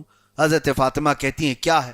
حضور اکرم صلی اللہ علیہ وسلم فرماتے ہیں میرے گھر والوں میں سے، میری ازواج مطہرات، میرے چاہنے والے، ان سب میں سب سے پہلے مجھ سے اگر کوئی آ کر کے ملے گا تو وہ فاطمہ تم ہوگی سب سے پہلے. اور ہوا یہی. نبی کریم صلی اللہ تعالیٰ علیہ وسلم کی وفات کے صرف 6 مہینے کے بعد حضرت فاطمہ زہرا کا بھی انتقال ہو گیا. اور ان 6 مہینوں میں کبھی حضرت فاطمہ کو کسی نے ہنستے ہوئے نہیں دیکھا، کسی نے مسکراتے ہوئے نہیں دیکھا. رسول کریم صلی اللہ تعالیٰ علیہ وسلم کی ایک بات ایک صحابی رسول بیان کرتے ہیں، حضرت عبداللہ ابن عباس کہتے ہیں جب رسول اللہ سفر میں جاتے تھے تو سب سے اخیر میں جس سے مل کر کے جاتے تھے وہ حضرت فاطمہ تھی. سب سے ملاقات ہوتی آخری میں جس سے ملتے تھے وہ حضرت فاطمہ ہوتی، اور حضرت فاطمہ سے مل کر کے حضور سفر میں جاتے اور سفر سے آنے کے بعد سب سے پہلے حضرت فاطمہ سے ملتے تھے. یہ حضور کا معمول تھا نبی کریم صلی اللہ علیہ وسلم کا. اور یہی حضور ان کو کہہ کر کے بھی گئے کہ فاطمہ آخری اب تم سے ملاقات کر کے جا رہا ہوں. حضرت فاطمہ سے ملنے کے بعد حضور پھر کسی سے نہیں ملے، کسی سے نہیں ملے. اور حضور کی وفات ہو گئی اسی دن. اور حضور نے یہ بشارت بھی دے دی کہ میرے پاس میرے جانے کے بعد سب سے پہلے کوئی آئے گا تو فاطمہ تم ہوگی. 6 مہینے کے بعد حضرت فاطمہ رضی اللہ تعالیٰ عنہ کا انتقال ہوا. وہ 6 مہینے تک بھی بیماری رہی. بیماری کس بات کی تھی؟ وہ غم تھا رسول اللہ کے جانے کا، وہ جدائی کا. نبی پاک صلی اللہ علیہ وسلم کی جدائی وہ برداشت نہ کر سکیں، مسلسل بیمار رہتی، مسلسل بیمار رہتی. حضرت ام سلمہ رضی اللہ تعالیٰ عنہ حضور کی جو زوجہ ہیں وہ حضرت فاطمہ کی کفالت کرنے والی ماں بھی تھیں، ام المومنین ہیں اور حضرت فاطمہ کی ماں بھی ہیں. انہوں نے بچپن میں بھی ان کی کفالت کی، تربیت کی. ام سلمہ وہ کہتی ہیں جب فاطمہ بیمار ہوئی تو ان کی تیمارداری کے لیے میں ان کے گھر میں رہتی تھی اکثر. اور حضرت علی جب آتے تھے تو دیکھتے بخار کی شدت سے حضرت فاطمہ بستر پر رہتی، اور ایک دن آیا، ام سلمہ رضی اللہ تعالیٰ عنہ کہتی ہیں فاطمہ نے مجھ سے کہا اماں میرے لیے پانی کا انتظام کرے، میں غسل کرنا چاہتی ہوں۔ تو حضرت فاطمہ کے لیے غسل کا انتظام کیا۔ ام سلمہ کہتی ہیں فاطمہ نے اتنا بہترین غسل کیا، سب سے بہترین غسل کیا، اس کے بعد اپنے بچوں کو کھلایا پلایا، کپڑے پہنائے، اور اس کے بعد بستر بچھایا، اور ان کے لیے میں بستر بچھا کر دیتی ہوں تو اپنے پہلو کے بل لیٹ جاتی ہیں اور اپنا ہاتھ اپنے کانوں کے نیچے رکھتی ہیں۔ ام سلمہ سے کہتی ہیں ام المومنین یا اماں، اے میری ماں، اب اس کے بعد بستر سے مجھے نہ اٹھائیں، اور میں پوری پاک ہو چکی ہوں، اب مجھے کوئی چھوئے نہ، میں پوری پاک ہو چکی ہوں، اب میں اللہ کریم کی بارگاہ میں جا رہی ہوں۔ حضرت ام سلمہ کہتی ہیں بھلا اس طرح سے بھی کوئی دنیا سے جاتا ہے؟ تھوڑی دیر حضرت ام سلمہ کھڑی تھیں کہ دیکھا حضرت فاطمہ زہرا رضی اللہ تعالیٰ عنہا کی روح پاک نکل گئی، اللہ تعالیٰ کی بارگاہ میں وہ پہنچ گئیں۔ حضرت ام سلمہ کہتی ہیں ایسی موت میں نے کسی کی نہیں دیکھی کہ جو خود سے غسل کرے، خود سے سب تیاری کرے، خود سے اپنا بچھونا بچھائے اور اس پر سو جائے، اور پھر کہے اپنی ماں سے کہ اب مجھے چھوڑ کر کے الگ ہو جائیں، اب مجھے کوئی نہ چھوئے، میں پوری پاک ہو چکی ہوں۔ اور جانتے ہو آپ کا لقب جو زہرا تھا اسی وجہ سے تھا۔ زندگی میں کبھی کسی کو عورتوں کے معاملات جو ہیں ایام آتے ہیں ان کے ہر مہینے ناپاکی کے، حیض و نفاس کے، اور اللہ نے حضرت فاطمہ کو حیض و نفاس سے پاک رکھا تھا، اسی لیے زہرا کہا گیا آپ کو۔ زہرا وہ سب سے پاکیزہ خاتون تھیں، اور دنیا سے جب رخصت ہوئیں تو خود پاک و صاف ہو کر کے گئیں، اور اس کے وقت آخری وصیت ام سلمہ رضی اللہ تعالیٰ عنہا کی موجودگی میں حضرت فاطمہ کی یہ تھی کہ میں انتقال کر جاؤں تو علی آئیں گے تو ان کے پاس میرا اتنا پیغام دے دیں کہ میرے جنازے کو رات کے وقت لے جائیں تاکہ لوگ میرے جنازے کو نہ دیکھیں، لوگوں کے درمیان میرا جنازہ عام نہ ہو جائے، آشکار نہ ہو جائے۔ حضرت فاطمہ زہرا رضی اللہ تعالیٰ عنہ کے جنازے میں بہت مختصر لوگ شریک ہوئے تھے، قلیل صحابہ تھے، حضرت علی تھے، اور اس کے بعد جنت البقیع میں رسول اللہ صلی اللہ علیہ وسلم کے قریب میں حضرت فاطمہ ہمیشہ کے لیے دفن ہو گئی، اور تقریباً 1344 تک، 1300 یہ 1448، آج سے 100 سال پہلے کی بات کر رہا ہوں، 1344 ہجری تک سیدہ کائنات فاطمہ الزہرا رضی اللہ تعالیٰ عنہا کی اس قبر مبارکہ کے آس پاس بہترین گنبد تھا، مزار مبارک بھی تھی۔ ان ظالم سعودیوں نے اس کو بلڈوزر سے تباہ کیا۔ اب تو اس قبر انور کے قریب بھی کھڑے ہونے نہیں دیا جاتا، اور اگر کوئی نشان لگا کر کے بتائے کہ یہ فاطمہ زہرا کی قبر ہے تو اس کو مار دیا جائے، اس کو روک دیا جاتا ہے، اور کہا جاتا ہے نہیں یہ کسی کو نہیں پتا ہے، ناموں کو بھی مٹا دیا، سب کو مٹا دیا۔ دیکھنا جنہوں نے ان چیزوں کو مٹایا وہ خود زمانے سے مٹ جائیں گے، ان کی تاریخیں ختم ہو جائیں گی۔ ظلم و جبروت کبھی زیادہ دیر تک نہیں رہتا، لیکن میرے عزیزو سیدہ کائنات کی یہ زندگی کی مختصر جھلکیاں میں آپ کے سامنے رکھا، اس میں بے شمار عورتوں کے لیے بہت سارے نمونے حیات ہیں، بہت سارے آئیڈیل ہیں، اور ہم مردوں کے لیے بھی کہ ان کی زندگی کتنی پاکیزہ تھی، بیٹی کا باپ سے تعلق کیسے، بیوی کا شوہر سے تعلق کیسے، ماں سے اپنی بیٹی کے تعلقات کیسے، یہ سب ایک زندگی میں سموئے ہوئے ہیں۔ اخیر میں پھر میں اس بارگاہ ناز میں اتنا ہی کہوں گا جو بریلی کے امام نے ہمیں سکھایا ہے، سیدہ طیبہ، سیدہ ظاہرہ طیبہ طاہرہ، سیدہ ظاہرہ طیبہ طاہرہ، جان احمد کی راحت پہ لاکھوں سلام، جس کی آنچل کو نہ دیکھا ماہ و مہر نے، اس کی ردائے نزہت پہ لاکھوں سلام۔ وآخر دعوانا ان الحمدللہ رب العالمین۔